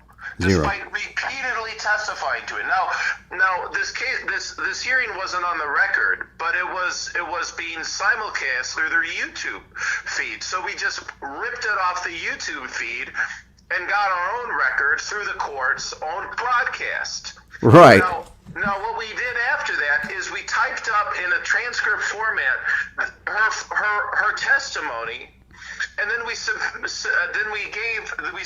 as an exhibit the AT&T phone records, which were certified under the federal rules of evidence, meaning a custodian at AT&T signed under penalty of perjury that these are the complete and accurate phone records, meaning if you present them to the court accepts them without having to bring an AT&T employee and authenticating them. Wow. Okay, so they're self-certifying under the federal rules of evidence. We give them to Judge Christensen, saying, look, you need to vacate this plenary order of protection. She committed perjury. Clearly. And Judge Christensen does 2 things. Number 1, she says, no, we're not going to look at the transcript because it wasn't on the record, and I'm not going to review anything that you obtained by yourself. Number 1, and number 2, she says, well, these phone records aren't certified under the Illinois rules of evidence, which just happen to be exactly the same as the federal rules of evidence. There has never been a case in Illinois that said that a phone record that is certified under the federal rules of evidence is not accepted. In fact, there's case law that says that rule was taken directly by the Illinois Supreme Court from the federal rules of evidence. Totally identical. Completely looks the other way. During the plenary hearing at the end, Judge Christensen says, well, this mother, I don't believe that a mother would never call under these circumstances. This would never happen. Then when we show the phone record, she claims, oh, it doesn't matter. Oh yeah, so it goes from I don't believe. So she makes a judgment from the bench without any evidence. She says, well, I'm going to side with the mother and all mothers because I don't believe that any mother out there would not call to check on their child. Right. And that's what she says before we get the phone records. When we show her the phone record, she says, well, it doesn't matter. It doesn't really matter that she didn't call. I mean, I know that I said before that I believe that a mom wouldn't do that and that she would actually call, but now it doesn't really matter. So we're going to downplay, first she upplayed it that, she overplayed rather that Jennifer Brown is this, just amazing mom and she wouldn't dare, lie on the stand. She wouldn't perjure herself because nobody ever lies in these family courts. And then when the evidence comes back and shows otherwise, that no, in fact, she did perjure herself numerous times. And here are the records to show that she called her father like 39 times, the GAL a whole shit ton of times, and called Jeff exactly zero times. Those include missed calls, calls straight to voicemail, zero duration calls. She had 11 examples of those in her own phone records.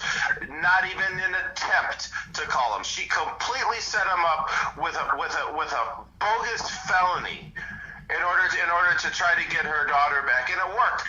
And the problem is with people like Christensen that are judges that are frankly too arrogant not to realize, everyone makes mistakes. It's no different than parenting. They want parents, we make mistakes. We're supposed to admit that we make mistakes.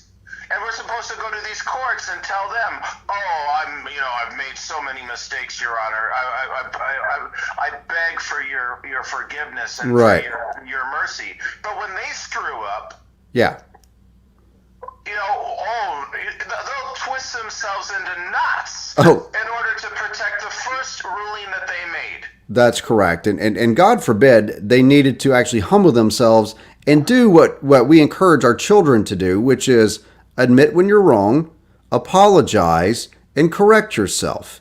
Exactly.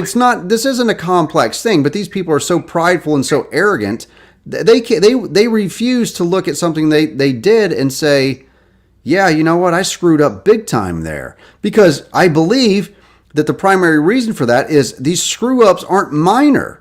They are significantly negatively impacting people's lives. And in the case of this child, of Jeff's daughter, her father has now, God knows how much time he has missed with her because of now 7 orders of protection issued against this guy. And none, to my knowledge, have ever been issued against Jennifer Brown. No. And it's documented in the record by medical professionals that the daughter was molested while in the care of the mother. It was never criminally determined who did it. Because the daughter was mute. Because the daughter was mute. She's not talking. She's not speaking. She was too afraid to say anything. Right. Literally nothing. Going to school, saying nothing. Going around her father, saying zero. Completely mute for 9 months. That's what these people do. The best way to supervise 2 parents is to have the children going back and forth. Correct. Yeah, I mean, if equal custody were the norm, right? So let's say if we shifted today to a rebuttable presumption of 50-50 across the country, I believe what we would see is an uptick in these emergency orders of protection. These legislators would word language in that would somehow indicate or prevent you from having that rebuttable presumption simply based upon the issuance of an emergency order of protection that was issued in a hearing you weren't present for. They will find and create loopholes to go around that 50-50 and to frustrate the process of one parent, which, again, statistically, it's fathers who are getting alienated and pushed out of their children's lives here. But for any parent, mom or dad, who's being pushed out of their kids' lives, I think that's what we would see. We would see an uptick in these emergency orders of protections, more of these being rubber stamped, and that would just be the tool and the tactic that is adopted by some of these law firms like Schlesinger and Strauss up in Lake County. Well, they're absolutely. I'm just thinking like Schlesinger and Strauss. I mean, these attorneys are always finding ways to make things more litigious. Gary Schlesinger put out a proposal to arguing that guardian ad litems can make motions. Sorry, they can't. I mean, they want to do everything. It is a power trip. Right. They are not representing these children at all. I have never seen. I'm just like Melissa Isaac. Melissa Isaac, I think she said she's had one good GAL in 10 years. Right. I'm waiting to see one. Every single one of them are garbage. Right. The bottom line is that if we're going to have reform, there needs to be a mass uprising, and you have to cut off the money, to flat out refuse to pay these GELs. Do not let them into your house. Right. Under any circumstances. Don't allow them around your kids under any circumstances. You know, they do this crap where they're going, to lay a bogus OP. Before I go into this, before I discuss, I don't know if there's people in Illinois here, and maybe there's some other states where this is similar. The order protection statute in Illinois is as follows.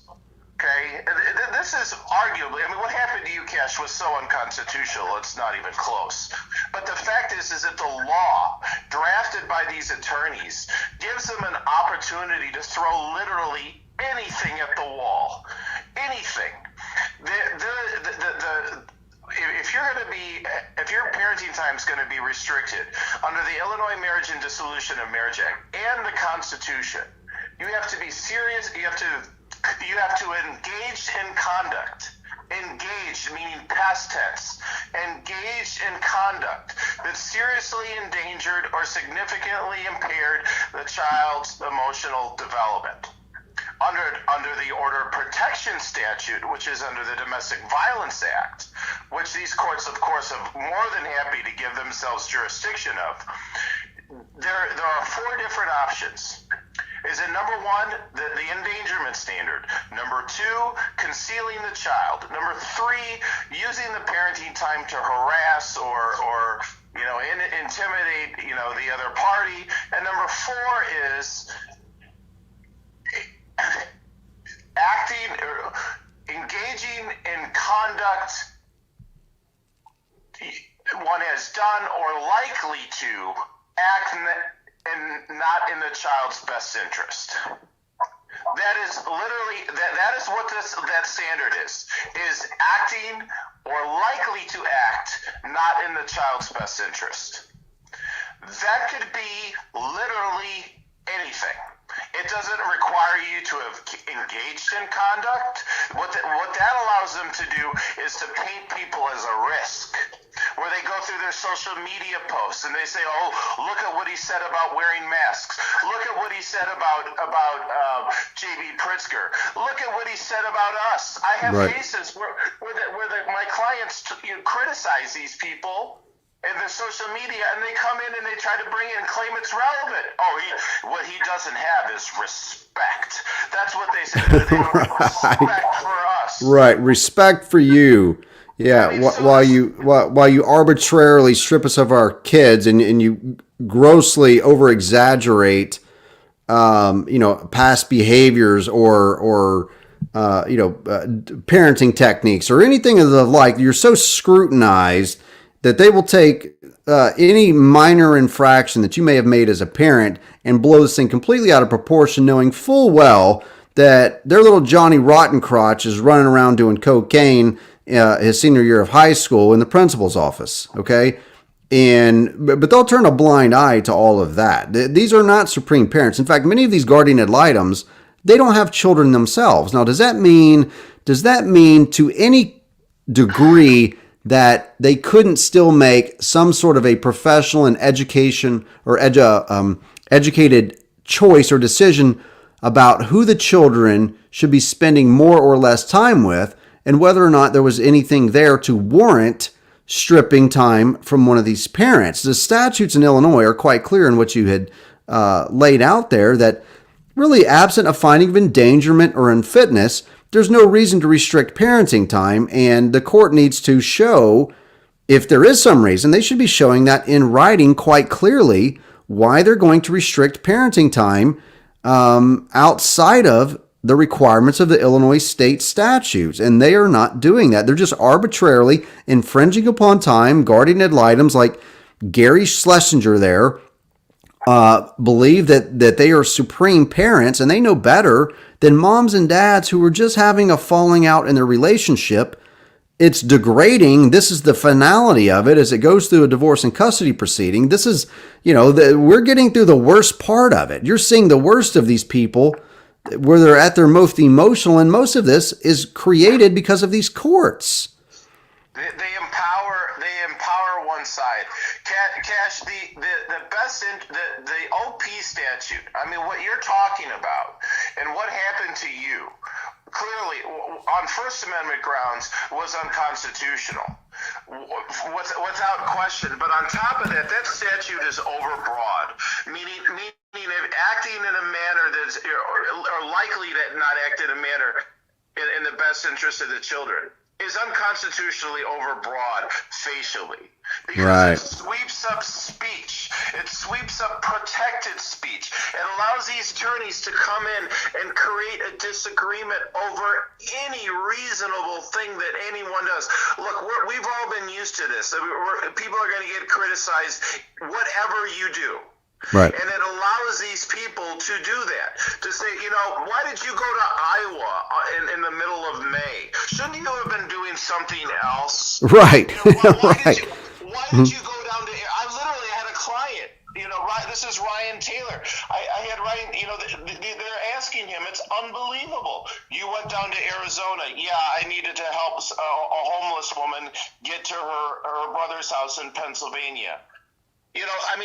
That's what he did, and they're wasting court time talking about this. Discussing you exercising your liberties, your natural right to travel, your God-given right to move about these United States unimpeded, because you're not a criminal, you're not suspected of a crime, and they are alleging and trying to bring in to context that you exercising your normal liberties are somehow criminal because they don't agree with it, or they would have done something differently with their time as a parent.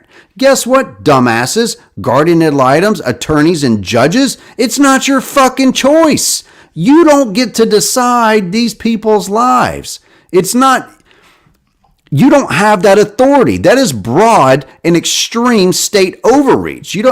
They did the same thing to me. I went out to Standing Rock. I got photos back here behind me on the wall whenever I went to Standing Rock. And they used that against me. They said, you don't want to exercise your parenting time. No, maybe, just maybe, I want to show my children that their father will stand up and do the right thing when the right thing needs to be done. Maybe I want to be setting that example for my kids, that I don't just preach a good message from the couch, that I actually get out there and I do what the hell I say I'm going to do, which is defend the Constitution. And my kids saw that.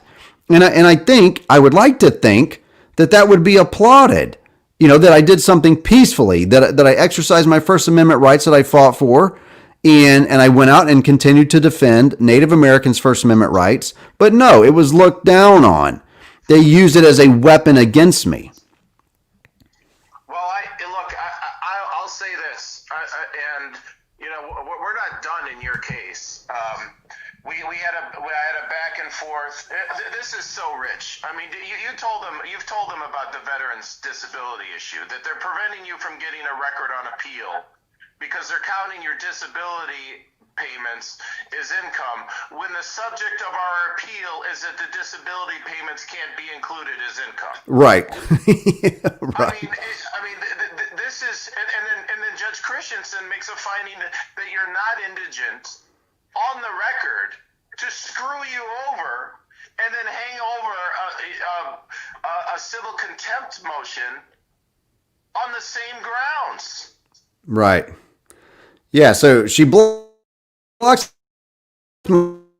my access to the appeals court because she knows that my financial state is dismal, and so record.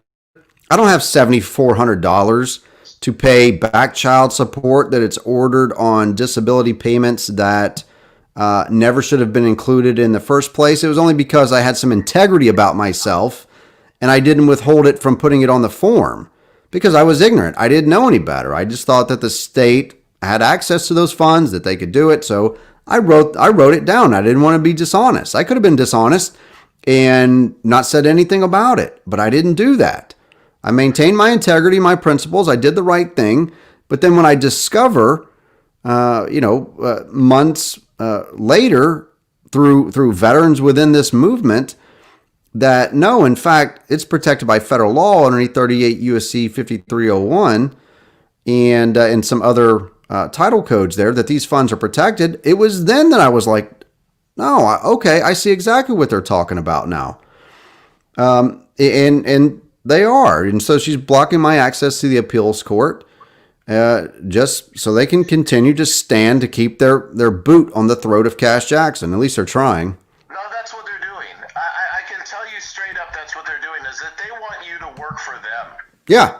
Literally, because that's where all your income would go. Raymond Bolt brings a contempt petition against you when the state disbursement unit is taking the maximum amount allowable by law. Right. And they're going after you and ringing up thousands of dollars in fees to hold you in contempt for not paying the amount that they calculated your income 4 years ago over and above the maximum amount allowed to be taken. How can you be in contempt when the state when they are taking the maximum amount allowed by law? Right. You have to be willfully disobeying an order. How are you in willful disobeyment of that order? It's not you that's not withholding those monies. It's right. The state. It's the state.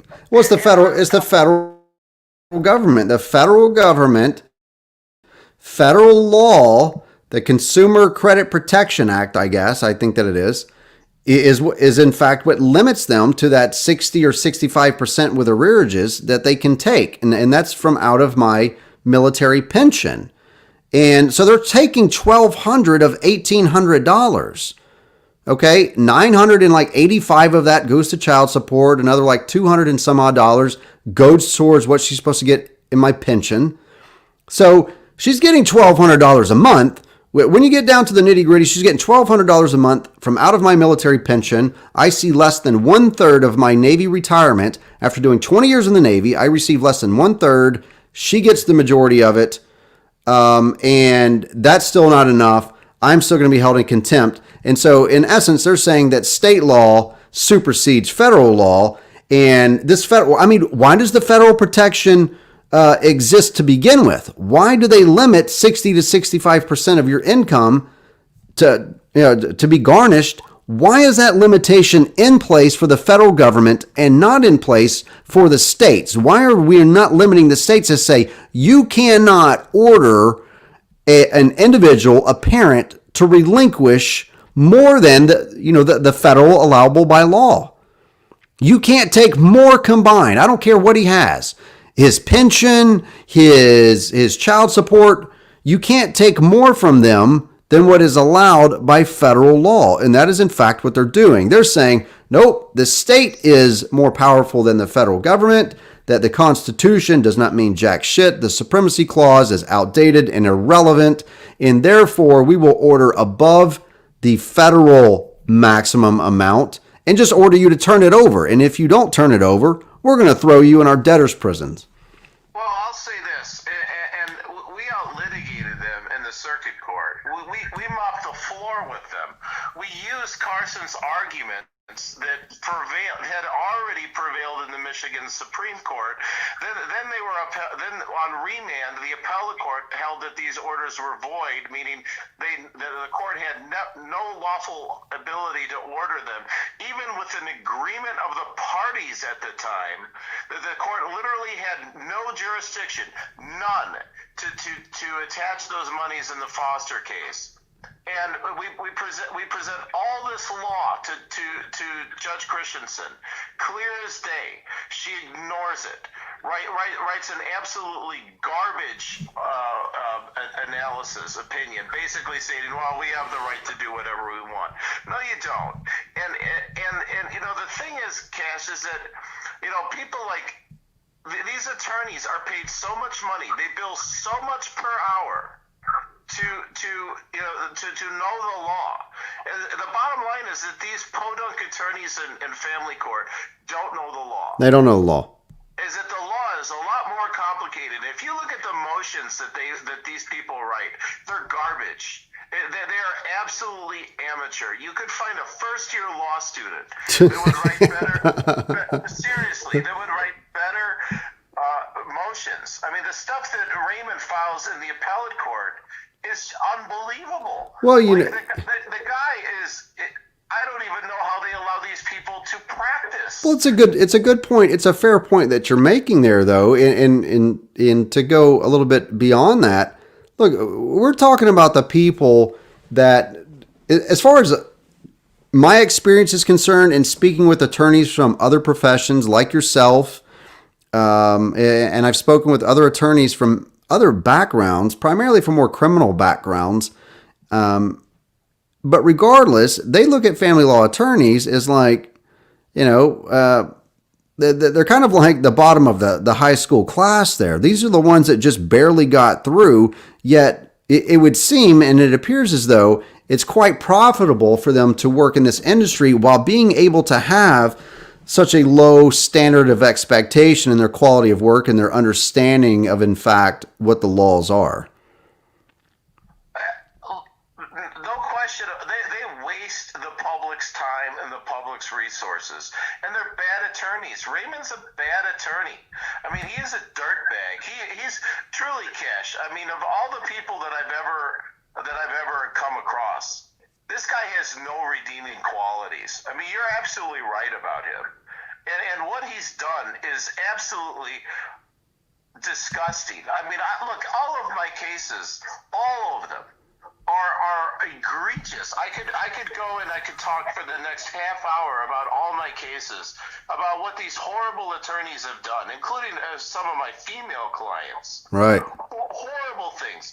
These attorneys will structure orders that deprive parents of their fundamental civil rights and structure the orders that, of course, these people would never know are impossible to be complied with. They did this to a female. Her name is Sandy Padron. They put in an order for her to get a mental examination, but didn't say who was going to do it, despite the law requiring it. So she went out, she got her own, brings it back, says, yeah, she's a doctor. She graduated from the University of Illinois Medical School. She's fine. And they refused to accept it. Why? Why? Because she didn't go back and go to the court and have the court designate somebody when the judgment said, get a 215. Right. So they didn't name a specific person in the court order, and as a result, the court said, we're going to throw this out. They're not going to take it. They're not going to take it. They were required to set the duration, the time, the scope, the name of the examiner by rule. They're the attorneys. They're the ones that bill all this money.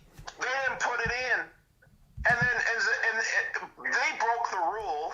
And then she goes and she complies with a void judgment. Her judgment was void. Void, yeah. Complies with it, and they won't accept it, and they keep her away from her children for 11 years. So 11 years, Sandra has been kept from her kids. And 11 years. Graduate of the University of Illinois Medical School. Went to the University of Illinois Medical School. Has never been found to be unfit. Never been found to be an endangerment. Pediatrics. They did it to a pediatrician.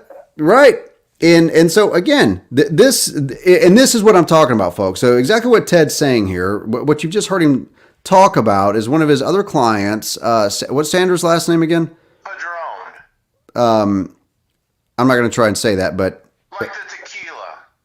okay, Santa Patron. Actually, that's Patron. So it's Right. a D, yeah. Regardless, this is another client of Ted's that 11 years, 11. Think about this.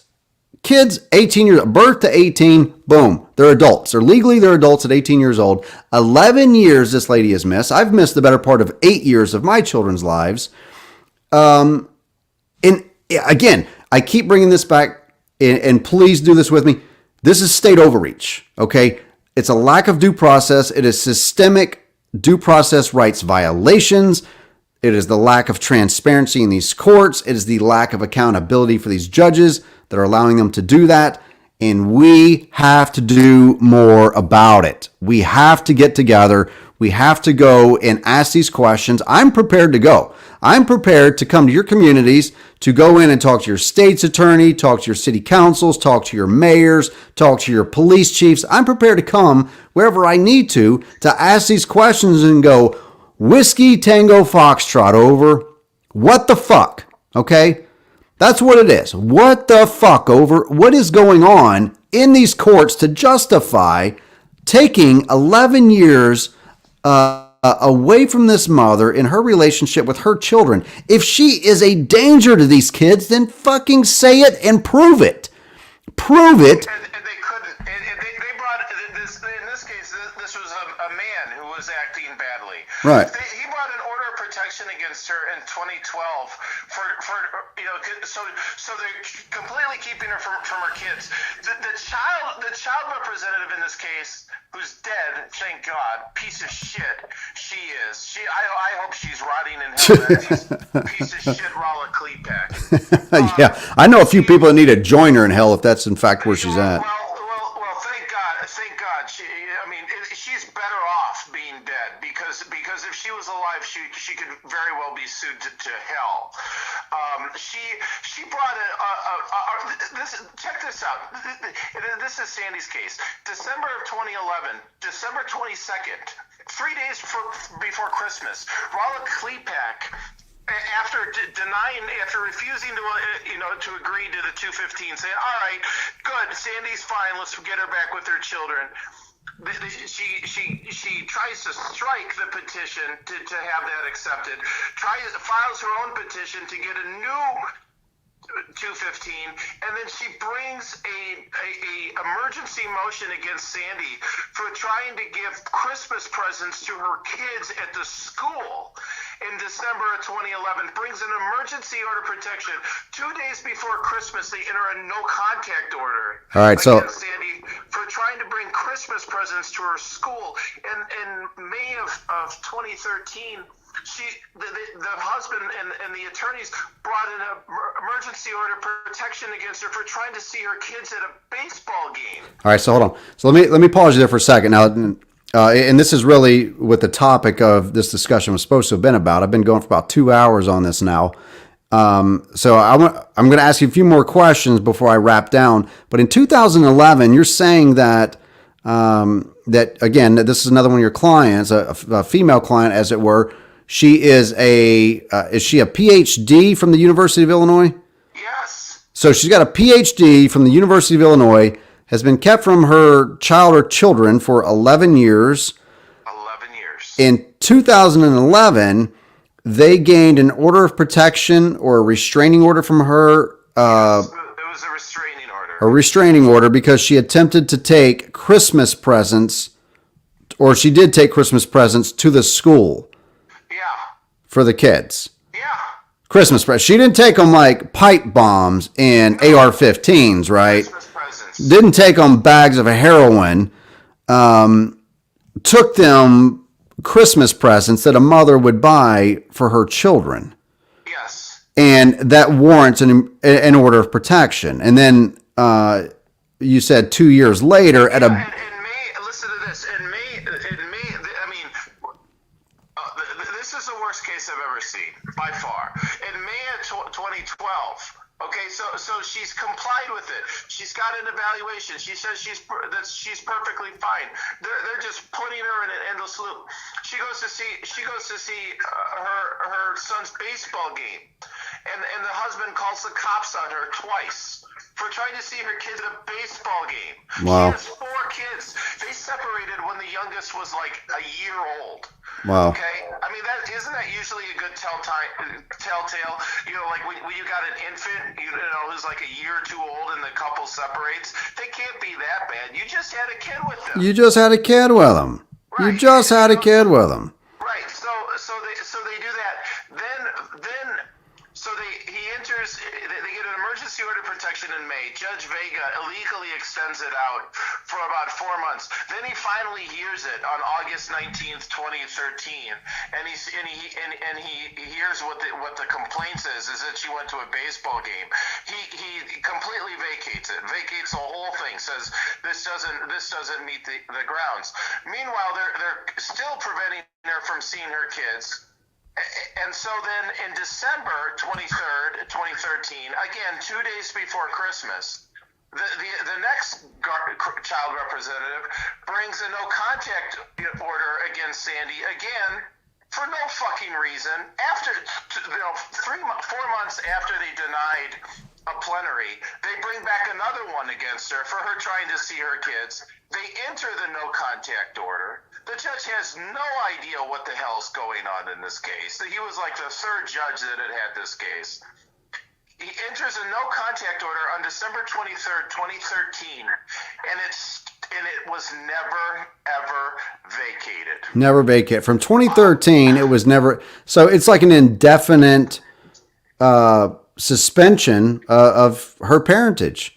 They essentially circumvented the state's requirement of a finding of unfitness because it has a clear and convincing standard. And instead, it sounds like they entered basically a temporary, albeit definite, separation or severance of her parenting rights. They severed her parenting rights. If there's anyone out there that's listening to this, if a judge enters a no contact order against you until further order the court, you better go and you get ready to file a federal lawsuit because at least under Illinois law, you can't appeal those orders because they're temporary orders.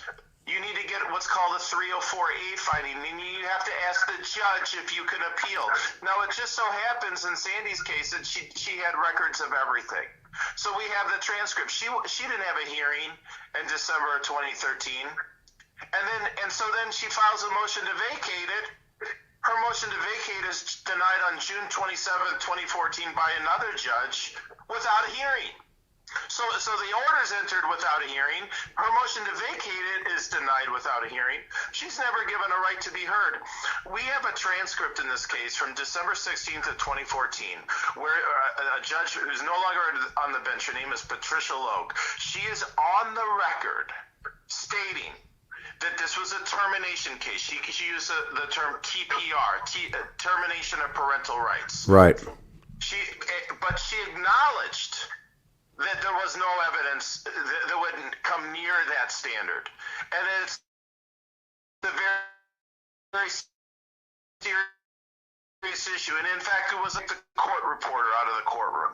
Wow. And went on. Wow. Continued on with the hearing. No court reporter. So again, Ted, I mean, at each turn when we're talking about these orders of protection, and the reason I got on this is because I went and bought some ammunition today.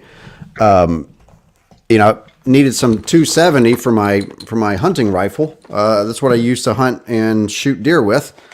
But in the state of Illinois, I would not be able to purchase these. And this is the central focus here. I wouldn't be able to purchase this, okay, or own this in the state of Illinois. I wouldn't be able to have this in my possession if I was an Illinois resident without a firearms owner ID. And what you were describing as a practicing attorney, and I know from your and I conversations that between me, you, Ryan, Sandy, and a couple others, there's probably at least 15 to 20 different restraining orders, no contacts, orders of protections within each of those cases that you have handled. Now, knowing that, how many of those, in your professional legal opinion, from a practicing attorney, a licensed attorney in the state of Illinois, how many of those are legit? Like no shit, like this needed to be issued to protect these people? Zero. So out of, and I don't know how many. Do you have any idea how many? Because I've had 3. Yeah, well, I've had 2. You've had 2. Ryan's had several, I believe. Ryan, yeah, I think he's had 3. Jeff's had 7. 8. That's Sandy, 5. I think had 2. Look, every single one of my clients has had their constitutional rights violated, So, including yours, Cash. so that's just what, 5 people? Me, you, Sandy, Ryan, and Jeff. That's 5 people, and between the 5 of us, that's about 17 orders of protection, 7 or restraining orders, whatever. That sounds like, and according to you and your licensed attorney, and it's not, and maybe you're anecdotal, Ted. Maybe you're an outlier, and you've just got really, really violent people that you represent. They're just really horrible people that need to be kept from children. I mean, The only reason why I heard about them is that they spoke up. Is that people are used to getting gaslighted, like you know how this is, Cash. right? Is that they just they'll just put you down every chance that they can. Tear you down. Yeah. But On the record. On. Some people get woke, Yeah. and some people figure out what the hell's really going on, and then I hear about them. And when I hear about them, more than likely I'll take their case because what we need are more people that are going into what's the constitutional zone. That's where you are in your case. That's where most of these cases are. The Constitution is being violated in these courts systemically. Right. Dr. James Bedell testified to the Illinois General Assembly on February 14th, 2019. He's to lose their constitutional rights than family court. Thank you. He's been doing child psychology for 45 years. 45 years. Dr. James Bedell, been a psychologist. I don't know. Has he practiced for the full 45 years in the state of Illinois, or has that been broken up between other states? I believe I think it was all of it in Illinois. Well, regardless, whether it was in different states or not, I mean, the policies and practices are mirrored across all 50 states as far as I can tell. That's true.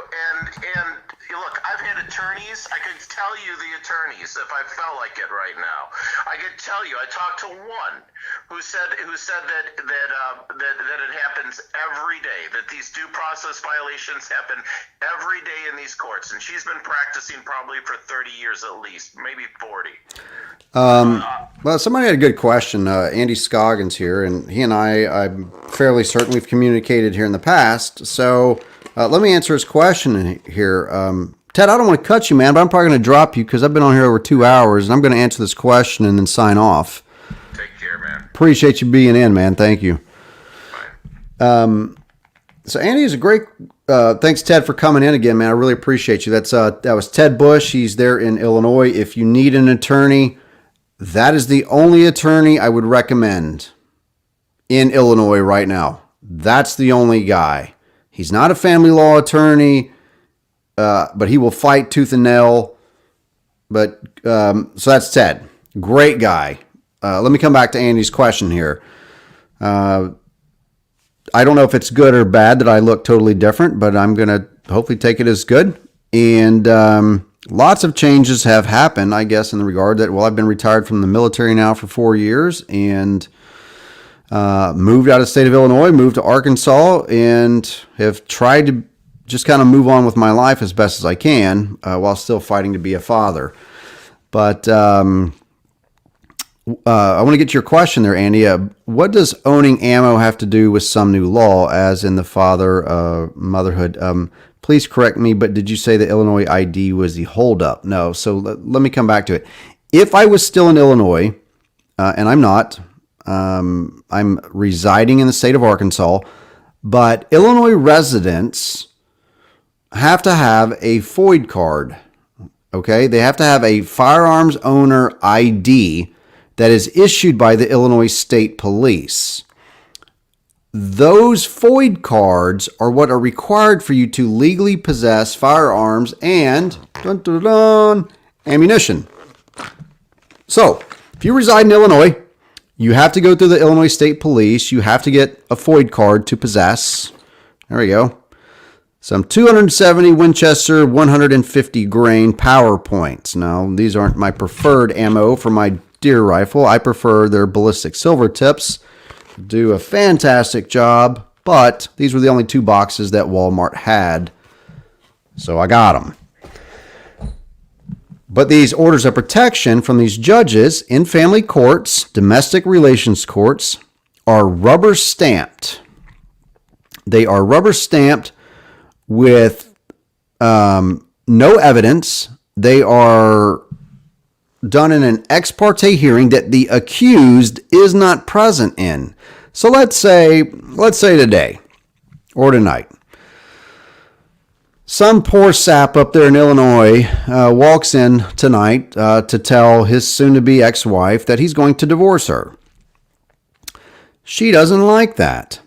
Well, if she's in any circles with my ex-wife, she's going to know all about this little tool of the trade of these orders of protection. And if not, some unscrupulous attorney will probably educate her on how to do it. And tomorrow morning, she's going to get up bright and early. She's going to make herself look as disheveled as humanly possible. She's going to drag her lying, fraudulent ass in front of some goofy associate court judge who was appointed. And they're not going to get any evidence from this person, and yet they will rubber stamp an emergency order of protection, and upon doing so, an immediate revocation of all Second Amendment rights for that man in the state of Illinois just happened. As soon as that's done, you can't own guns or ammunition, and they're probably going to come and confiscate your shit. If not, you're probably going to be ordered to turn it over to the sheriff's department. I don't know. But regardless, I hope that answers your question, Andy. I do apologize that you got in here a little bit late. You and Mr. Jonathan Jones. Thank you guys for tuning in. Look, I'm trying to start doing some new things. I'm using this StreamYard. I'm going to go ahead and close out the show here. But before you jump off, okay, hang out for just another couple minutes. I want to give away some free shit, okay? It's coming up on Christmas time. A lot of you've got kids, you've got loved ones, or you yourself. I don't really care. I like giving gifts, and I'm a giving kind of guy, and I've got some shit that I want to give away. So if you're going to hang out for 2 seconds, I'm going to grab some stuff out of my closet right back here behind me. And I'm going to have you PM me your addresses here. And I don't know how I'm going to do it. I like games. I really like games. And so maybe we can incorporate a game of sorts. I don't know. We can do a whole nother feed and stuff. I can. We'll figure it out later. I'll tell you what. Why don't you grab some of that stuff out of there and bring forward to me. This is stuff that I've held on to since 2016. Marina and I at one time were looking at opening up a store in the mall up there in Great Lakes, Illinois. And so I'd purchased a bunch of this product and sold, I sold some of it. I gave most of it away to family, friends, and gifts, things. Either way, I've still got a bunch of it. And you guys would be doing me a favor by helping me out. So just tuning in and engaging in the conversation is a tremendous amount of assistance. Sharing the feed, sharing the page, inviting your friends to my page. All of these things help to get this message out. If it's important to you, we need more people to hear it. And You can either do it yourself, create your own platforms, or support those of us who are developing platforms with which to do this. However you want to do it, or do both. I support Eric Carroll from time to time. I'll make a small donation to him and Dad Talk because I love what he does. He's a great guy. He's motivated. He's got a great attitude, and he takes it on the chin. Not seeing, I think it's his daughter. And so I try and support people who are doing good things here in the movement as best as I can.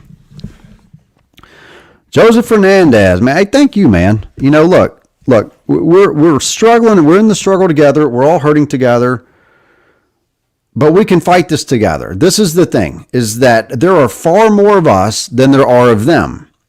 We're the ants, okay? They are the grasshoppers, if you will. They might be perceived as being more powerful, but they're not. We outnumber them a zillion to one. Oh, yeah. That's definitely... Okay, here we go. How about that? I fear no evil, for I'm the baddest motherfucker in the valley. Okay. How am I going to do that? I wasn't really prepared. I just, I had it in the back of my mind. I'd like to get rid of some of this stuff and give to you guys. That's a great one. How about this? Long sleeve t-shirt that is Born Free, Live Proud. Don't Tread on Me. Landed the Free 1776. I've got some cool ass gear, okay? I don't have a metric butt ton of it, but I've got enough that I could give some stuff away. So I'll tell you what. I know definitely one guy who's getting a shirt. That's this guy. This is one of the best men that I know, Thomas McCarthy. Tom, I'll tell you what, man, you're going to get pick of the litter. You tell me which one you want. I've got like 3 shirts over here. Oh, well, you got a lot. Well, you got like 3 or 4 pulled out. Yeah. And Tumblr, okay? 9 Line is a veteran-owned company, apparel company, and they produce some great products. These are fantastic. They retail for like $25, $30. I don't know. There's any ladies. But I'd love to send you one. Any ladies. And ladies, yep. Got something for you too. Love guns, hate pink. So if you're one of those ladies that loves to get out there and shoot, I'd like to send you one of these. Tom McCarthy, though, you're getting first pick. We also have some pink and purple shirts. They're all in the totes, though. This is everything I can just get to. Andy, I'll tell you what, man. Just for tuning in, bud, I'll just, you know what? I want to send out a little bit of free gear. And here's my only requirement. I want you to send me back a photo with you wearing it. So if it's a shirt or if it's a cup, whatever it is, or if I send you a koozie, I'm so tired. I'm holding the koozie in front of the microphone like it's the camera. I'm tired. I got up early this morning. So I'll tell you what, Tom McCarthy, man, you get the first pick. Send me your size. I'm pretty certain I can guess it. I'm pretty good with that. You're a pretty swole dude. I mean, you're pretty yoked. You've got like old man strength and shit. What does that mean? It doesn't mean you're old, Tom. Okay, so Tom's going to get first pick. Hold on. We might have to do a couple rounds. Tom's going to get first pick. Any bets out there? Hold on a sec. Any bets for what? Vets. Vets? Veterans. Veterans? Do someone swear? Let's see here. Yeah, Andy, I don't want to go down that dark road. I had heard about Chris and posted something about that a couple days ago, and it's really tragic. You know what? This is the good angle here, right here, like. Oh yeah, no, yeah, I like that one. Who's an XL? Do I got anybody that's an XL? Okay, this is the Jolly Roger, right? This is like from the pirate flag, and very common in the military, right? To say this, The beatings will continue until morale improves. This is family fucking court, people.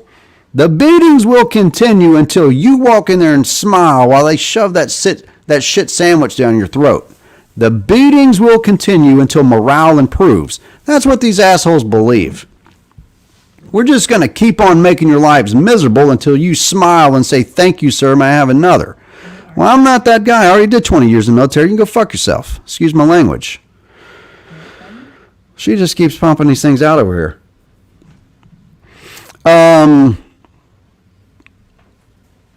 Tom, PM me. Okay. Better yet, yeah, PM me your address and your size. Again, I'm pretty certain I know your size. Oh, got a Navy one. Navy. Joseph, hey man, I appreciate that. I'll tell you what, you send me a support donation, like my PayPal link scrolling across there. If any of you want to make a PayPal donation, please do. It'll help me buy some more equipment. I need some field equipment out there. Yeah, I like that one. I need some field equipment, some microphones, some Bluetooth gear, see, it kind of keeps going in and out here. This is weird. Very strange. There we go. I guess I was just right on the edge of it. Yeah, absolutely. It'll help me to continue to do things and to grow this platform, which is ultimately, of course, the goal. Growing the platform grows our message. And if Tom McCarthy's an XL, so whatever the best shirt is over there, XL, that's for Tom.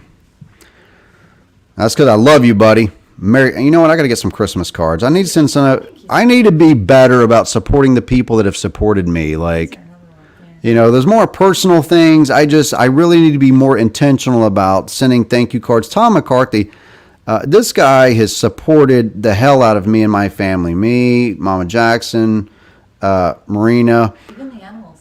And our animals. Yeah, he even sent me stuff for my animals. I mean, this guy has really supported me. So, Tom, you're going to get a good Christmas box this year, buddy, from your good brother down here in Arkansas. And I'm going to take care of you, man. You've taken care of me, brother, and I love you and I miss you. I hope you're doing good. Andy Scoggins. Just PM it to me, man. Let me delete that. I'm going to delete the comment and just send it over to me, bud. We are going to be doing a pre-Christmas thing. We're going to do that. Yeah. Grab me some of your art. Where's your artwork? It's here, right? Oh, shit. It's right here. Duh. Here's some other stuff, okay? You guys know that Marina is an artist, and you probably never knew how good of an artist she is. So, with Christmas coming up and Thanksgiving, look, a very affordable gift. These are just small prints right here. She's got much larger prints. You don't have any of the big ones over there framed, do you? Oh. Do you have any in the frame? Maybe have like one or two. Yeah, if you got one or two, bring them over. Yeah, if you want to order these, I'm gonna throw up here real quick in a banner Marina's link to her page. So she does watercolor art. She paints, and holy shit, can she paint! This one has done extremely well in the veteran community. I just delivered one the other day to the post office, and Marina bought a frame for it. Looked very nice. She matted it, did the whole 9 yards. In fact, these already have a mat with them. But she picked out a really nice frame and framed it, and I mailed it. I overnighted it to a military person who is retiring the next day, and it cost a metric butt ton in shipping. It was like $98, but again, it was a big frame. It was they had a lot of packaging to protect it, and that was expensive. It wouldn't be that expensive normally. So, I'm going to show the other ones. So it's male service member there. The female. Female service member. So we got one for each one there. These are just small prints of hers. She doesn't sell her originals right now. She's keeping those, and I don't blame her. They're magnificent pieces of work, and she's keeping those, for personal and professional reasons. So This one's one of my favorites. This one I think is beautiful. She did. How much are these? These are like $10, right? This size with matte or matted like. Hold on, so Yeah, like this. Oh, I like that one. I got that one in a frame. Okay. Yeah. This is that size right there? The 5x7 is 29. Okay. I believe it's 29. There's some varying prices for these, but Shipping. here, type in right here, or not in the comments. Here, I'll do a banner. I'm gonna click on a banner. Let's see if we can put your link in there real quick. I'm gonna create one. What's the link to your Facebook page? Because they can go right to your Facebook page and order these, right? Well, it would just direct them to my website. Okay, the website again? marinaphoenixart.com. Marina Phoenix. Or they can find me Art at dot- mphoenixart on Facebook. MarinaPhoenixArt.com. So that's one of the frame ones. I love that one. Put it in there closer so they can see it. Yeah, it's probably not so good with it in the. Tip it up. Yeah, there you go. Incredible artwork. Whenever she sat down and did one, I was arguing with some liberals on Twitter, and I was, it bought her that thing for Christmas. Matter of fact, I bought her this paint set. I love that one. That's kind of hard to see. It is. I don't know why. Yeah, stand further back. Yeah, just stand further back with it. I don't know if I had to tip it. Yeah, I don't either. I have to figure it out. This one's my favorite. Here you go. Yeah, I love this one. Moms out there, this is like that perfect painting that captures, moms thinking about their little girls. I love her work. I mean, it really connects to people. She does a fantastic job. Memories. She's in the military. I mean, she's a military police officer. She does security at a private college, and but she also paints. She's a magnificent artist, as you can see, and she's been doing this portrait Here's your. series. Yeah, this is my favorite one right here. Me and my kids fish all the time. I think the glass is gonna wash it out. Yeah, there you go. Look at that. I mean, that painting right there, when she busted that out, that just said me and Caden, me and my boy, we fished. He loves fishing. He's like his dad, just loves to get outdoors and spend time with his dad. It's just, she has a way of painting that it just really connects to people. And yeah, she's an amazing artist. So if you can help support her work, go over and buy some of it. MarinaPhoenixArt.com. The banner is scrolling right there for you guys. Beautiful work for your mom, your grandma, your aunt, your wife, your girlfriend, the stripper down at the 7-Eleven, whoever. You're so weird. Look at that. The little bees. She is profoundly talented, and I want to see her succeed in a professional endeavor with what I would love to see her just do her art full time professionally, and then that's all that she did. I would love for her to be supported to do that. But yeah, anyways, if you can, go over, support her, MarinaPhoenixArt.com. I got decals too. She's got decals as well. Decal is a fancy word for sticker. It's a weatherproof sticker. It's a weatherproof sticker. Okay. It's a vinyl. Oh, got it. Well, okay. Well, that's important. Yeah. I mean, I pay more for something that's got some weatherproofing to On it. your car. Joseph, that's right, Joseph. I'm gonna throw some stuff up here. Bonnie, you're right. Yes, she is. She is a very special woman. I agree. Joseph, sweet dreams all. Change the world with your smile. Don't let the world change your smile. Amen, brother. Appreciate the positive message. We need more of that. I know myself, I get caught up in that negative, and you want to just vent and just be pissed. But that's not who we are. That's not realistic. We're not. I'm a happy guy. Speaking good things and awesome quotes. Nina shared a good quote with me today, What was it? if she ever listens to this. Yeah, you need to tell Nina that she needs to tune in.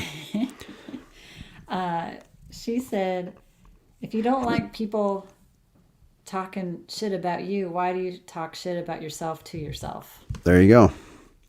Yeah, don't put yourself down. You know, build yourself up, build others up. I make a concerted effort to try and build others and help them through this endeavor. That's my biggest problem is I beat myself up. Don't beat yourself up. You're super I'm talented. hard on myself. Well, let's log off here so we can go downstairs and I can be hard on you.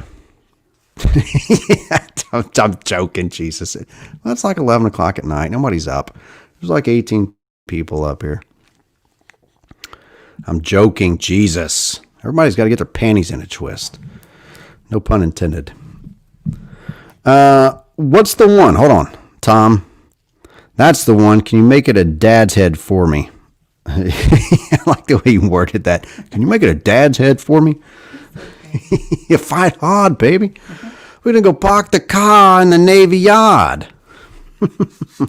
Which one, Tom?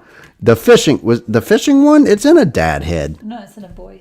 Oh, it's in a boy head. Oh, I'd like to do more male. you're right. No, okay, I'm sorry. Yeah, That one? this one, Tom. You want this one? Well, I I'll want- send you one, Tom. I'll put this in your Christmas I box. only have 3 male ones, but I'd like to do some more. Yeah, you should. I got more in the pipeline. I think people would buy one if it was my head. Honestly, you could do my dad head. I got a pretty big dad head. You could fit a good scene in this It's thing. big for sure. Going through doorways is a struggle, I know. Yeah.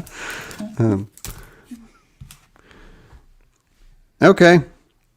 Well, I can't make her sit down and paint a new one, Tom. I could try, but I don't think that it would pan out well for me. So right now, this is what she has. If you want, I'll send you one of these. But to get her to do one in a dad head, you're probably gonna have to just harp on her the way that I do. A few in the pipeline. She says she has some in the pipeline, and that could mean 18 months from now. I'm just letting you know. I know this person. And I also And- have a new job. And she does. She's back at her new job, and she's very well intentioned, and time just gets eaten up with family, friends, whatever. So if you want it, you're going to have to harp on her. Again, my info. And it's far easier if you just hold money over her head and be like, I'm going to pay you X amount of dollars for this, so you need to get off your ass and just paint this thing for me so I can give you this money that's burning a hole in my pocket. Sometimes she needs that kind of directness, and she's like, okay. Okay. And then she's off. We're all human. So he wants the one with, okay, I got you, Tom. Tom wants the one, because Tom's daughter's name's Kaylee as well. Tom wants one of the little girl in a dad head. Oh. Yeah. Well, we should do that. Have a little boy in a mom head. That just sounds so weird. I don't know. We got to find a better way to. My new one. Where's that? The fireflies. Where's it at? Well, they can see a lot more on the website. Yep. Go over to her website. You guys go see what she has. Go check out her website. Her website's far better than just doing the Vanna White thing here. Little boy. Oh yeah. So she's got one. She's got a little boy in the mom head. Man, I've got to find some better language to describe these things for you. Brad, hey man, we're going to deer hunt one day. Either you come down to Arkansas or I'll come up We'll there. never hire you. I'm sorry. Get out of here. Let me finish this feed. Let me finish it with what I'm You doing. do need to finish it. I'm trying. I've been on for like 2.5 hours. Yep. This is like 5 hours. Dang. I'm sorry, everyone. Have Six- to listen to him for that long. 6 hours of broadcast time. I don't know. If you want, I can just mix and match for you, Tom. I'll just send you some stuff, bud. I love you, man. I might even send you my right shoe right now with my autograph in it. That's how much I love you. You're like one of the best. You're like the best supporter outside of my immediate family that I have. And I would say that, well, that you're family as well. Okay, Tom McCarthy wants the little girl swinging. I'm going to remember that. I'm not going to forget it. I know what you want, Tom. I got you. Another way, instead of child and parent, what I also like seeing is inner child. You know, like on the swing can also be an inner child. Inner child. And like Okay. grown Oh, up. okay. That makes sense. The daughter grown up. you know? See, and that's why you should give the artist perspective, because that's not what I would have said. But paintings mean something different to everyone. They do. Each reads something that is a part of them in the painting. So I don't like forcing it. That's why I don't like titling my work a lot. Right. Because I want someone else to title it. Well, You know? I like that. All right. I'm sounding off. If you guys want some of these, the paintings, go over to marinaphoenixart.com. Just order them direct for her. More than likely, I'll be the one shipping it out anyway, because she did the hard part of, well, coming up with something like this and then actually being able to paint that. Jesus, there's no way. There's no way. I mean, if I was given a paintbrush, they would probably revoke my driver's license. Yeah, I don't know. I'm dangerous with it. I don't know.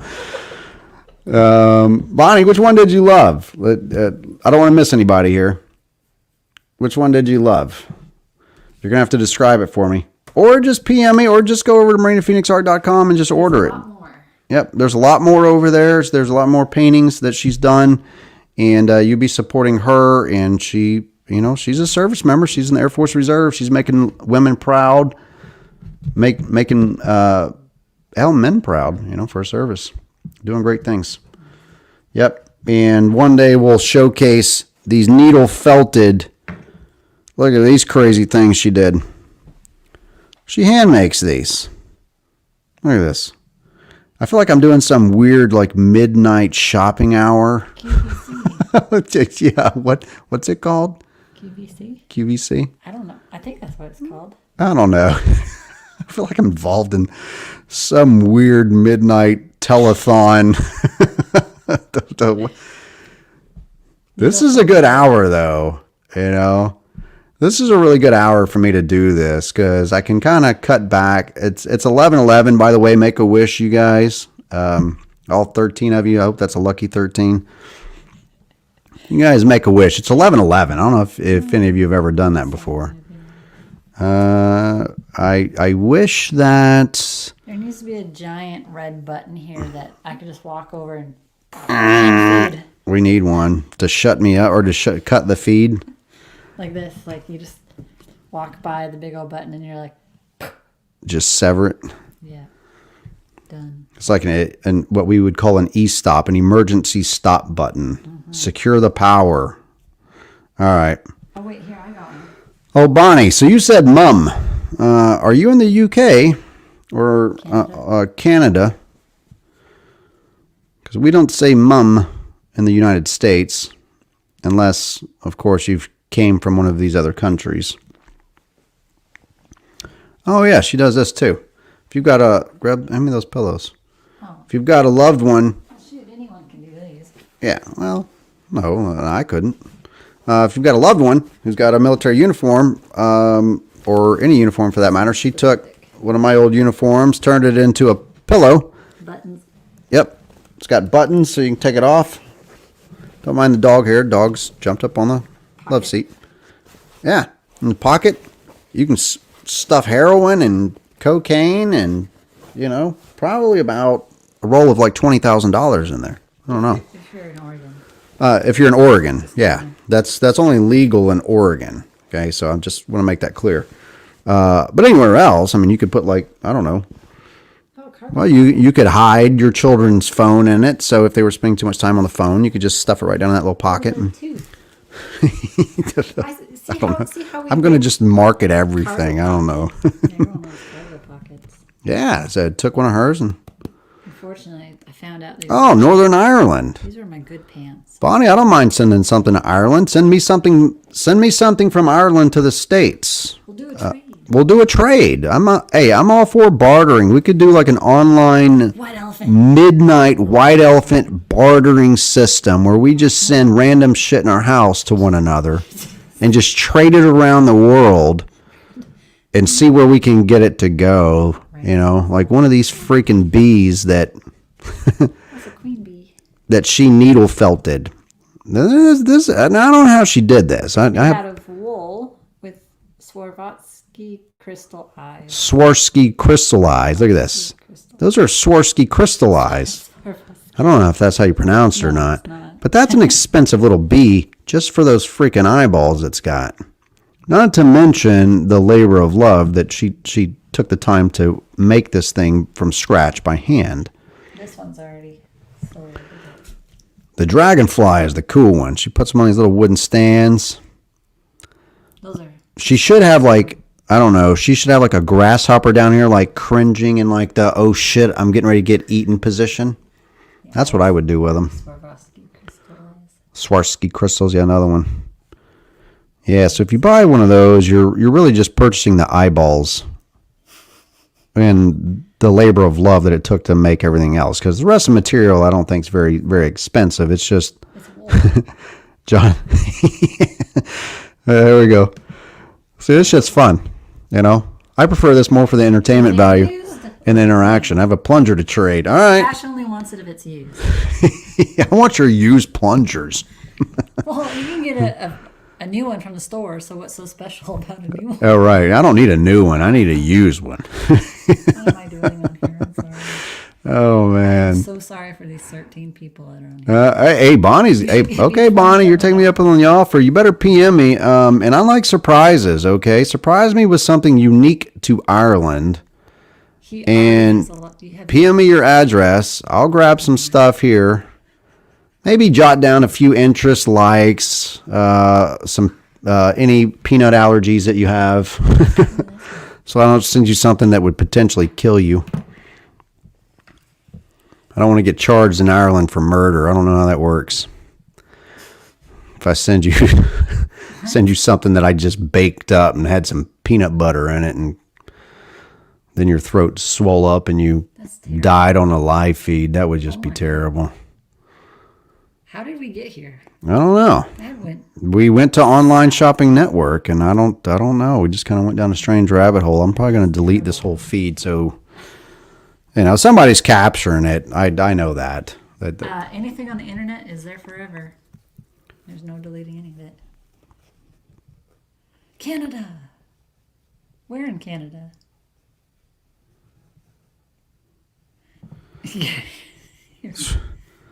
I just read some of these comments and scratch my head. I'll just throw it up there. I don't know if this is bullshit or if this is true. I don't know if I'm being trolled right now. I don't know. KVJ Shopping Network. That's interesting, Tamam Abdi. If you want to trade and do some online bartering as well, okay, I take most things, you know, Venmo, Cash App, PayPal. I don't take Ebola or COVID-19 as trades. So gift cards. They need to send you gift cards. Yeah, that's boring. Here's a gift card, no thought. Huh? Right? That's what scammers get you to do is to yeah, get gift cards and send them. I'm sorry if that's a real person. Yeah. I don't know. We don't know if you're a real person or not, so we're just kind of joking here. There's nothing serious happening right now. Yeah. We're tired. All right. I seriously do have to sign off. I've been trying now for like 40 minutes to sign off of here. No shit. I feel like my mom. Well, that's been an enjoyable live feed. I've enjoyed my time. I've enjoyed interacting with all of you. And I like being able to laugh.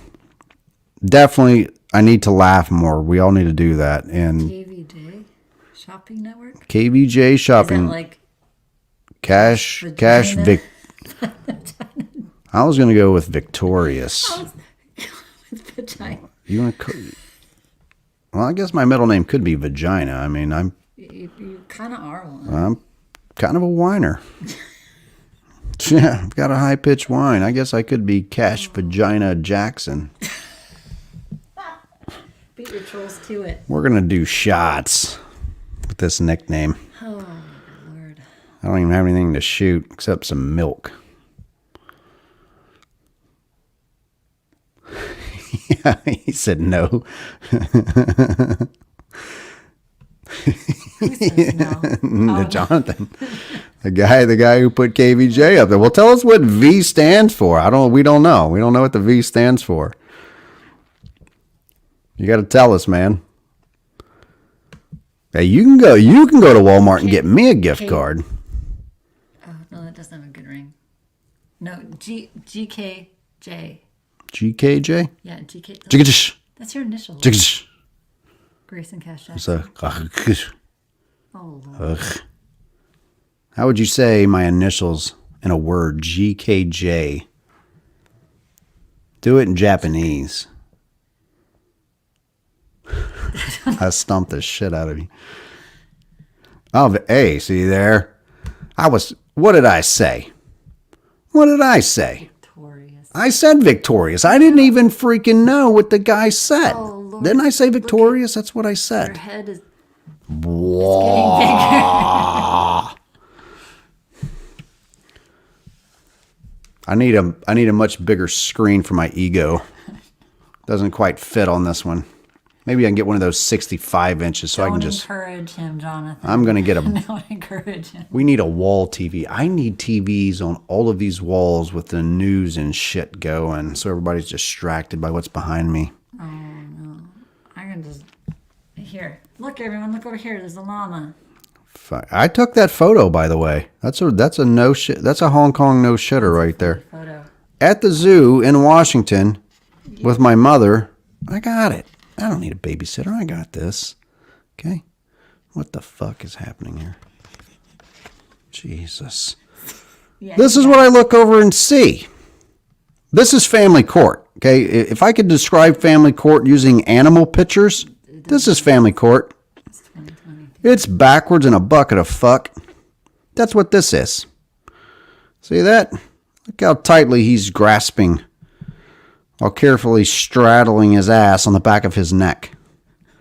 That's exactly how family court is right here. They just come straddle you backwards and just go to fucking the hair off your back.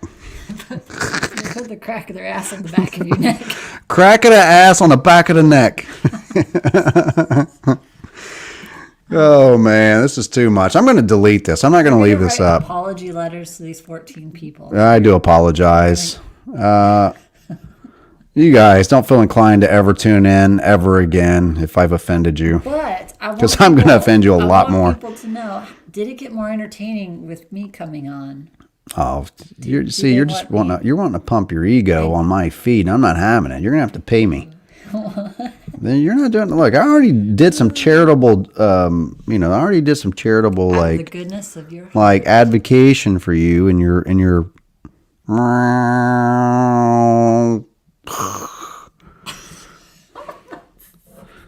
And then the fucking horny bee comes in behind him. And I'm like, no, dude. Don't get married. You'll end up divorced. And he's like, oh, shit, dude. Thanks for saving me. And this motherfucker's back to the hive with the bros. Gonna go get him one of those 20-ounce fucking IPA honey beers. Saved that guy. Anywho. Well, someone had sense. We had 15, now it's 14. 14. Now somebody bailed. Good for you. They're like, this dude is batshit crazy. Someone has some sense. Yep. We should put that on his shirt. Put what? The bees? Put what? You got to tell us. See, you can't just... This is one of these new things about communication via live streams that I'm having to work through. You got to be very specific. So you got to make sure that you spell it out clearly so we all know what to put on a shirt. Oh, we'll do it too. I haven't had any whiskey. I haven't had anything. I am stone cold sober. It's unfortunate, but it's my reality. I am. It's 11:23 at night on a Monday, and I'm stone cold sober, selling and hawking shit out of my house. For what purpose? I don't know. I guess I need money. We should do a pre-Christmas show. I got lots of ideas. We'll do it. You know what we should do? I need to bring people on. I'll tell you, that's a good idea. I'm going to do a show. Let's do a Black Friday show and bring people on, and we'll give them specific times and we'll sell their stuff. You know, small business owners that are locked down under COVID. Put a link or a website Facebook, whatever, and you throw it Yeah. up there. Okay, we'll discuss that off this. Well, yeah, we'll talk about that. Help each other. John Roberts, I've approached the White House, and I'm not going to go down this hole right now because I've been going out for almost 3 hours on this live feed. It's like, this is pretty much, I think, or will be the longest live feed I've ever done. Who's that? That's brilliant. What? Yeah, no, right? Facebook user. With a blank profile. Yep. That's brilliant. Is that for Yeah, anyways, go on. Oh, you're distracting me. Quit distracting me. Squirrel. John Roberts, we've approached the White House. I mean, I've stood in front of the White House. Hell, I could put a photo on here. Once I figure out how to do some of these other things with this platform, I can incorporate a lot of the videos and stuff that I've done. Yeah, John. I'm sorry, man. We're just kind of on the back end of the feed, and we've just been goofing off, shooting the breeze, and oh yeah, bring that one around. This one's really pretty. Showing some of Marina's art here that she sells on marinaphoenixart.com. The stuff she does watercolor art, and she captures a lot of just beautiful. I mean, you say the painting speaks for itself. I can't do it. I don't have the words to adequately describe how amazing her artwork is, and go to marinaphoenixart.com and check out what she's got. or Facebook at M Phoenix Art. Facebook is M Phoenix Art. Go over and like her page, M Phoenix Art. That'll help her out. Help grow her page. Tell her Cash sent you, and that she owes me a foot rub for sending people over to like and share her page. Trying to get something. All right. I'm out of here. Yeah, Joseph. Hey, man, I appreciate you, brother. If you go over and donate. Oh, Ted says I've done 3.5 hours. Jesus. Hey, I definitely appreciate any assistance that I get. I hate asking for people's money. I prefer to exchange something, but my service right now is my big mouth. Man, that sounds terrible. This should be like a Howard Stern hour right now. But just speaking out on these issues, just bringing forward to the general public and advancing these conversations in other arenas as much as I can is what I'm working on doing. And so I definitely need better equipment. I need newer equipment. Where's my phone? Look at this. This phone is a raggedy piece of shit, people. Okay. And I don't care about phones. I threw my last phone in my pond. I walked right out on the back porch and I freaking hucked it right out into the pond because I hate the damn things. However, I want to get one similar to what Marina has. It's a Google phone, the newer Google phone, because it takes fantastic video and photo, and I could use that for what I do here. I don't really care about the phone or all the other crap. I just care about being able to grow my platform, and it'd be nice for me to be able to get better equipment to do that. That's all. And plenty of people support me in other ways. They take me in whenever I travel, let me stay in their homes and cook dinner for me and all that good jazz. So there's a lot of ways that you can support what it is that I'm doing and others like me. And I would encourage you to. Anybody that you can support that's doing this stuff, support them. They need it. And it takes time and energy, and it takes some courage because many of us, like myself, get punished for doing it. And we don't see our kids for longer and longer simply because we're outspoken about these issues. So that's all for tonight. You guys have a great night. And I'm going to start scheduling shows once I figure out this StreamYard thing and I can kind of incorporate and professionalize this a little bit more, and learn the platform and all of the different things that I can do with it. Hell, this might not even be the platform that I stay with. I don't know. But for right now, I'm going to use it because, well, it seems to be working okay so far. So you guys have a great night. We're going to end this broadcast. This is Cash Jackson over and motherfreaking out. Yeah, I want to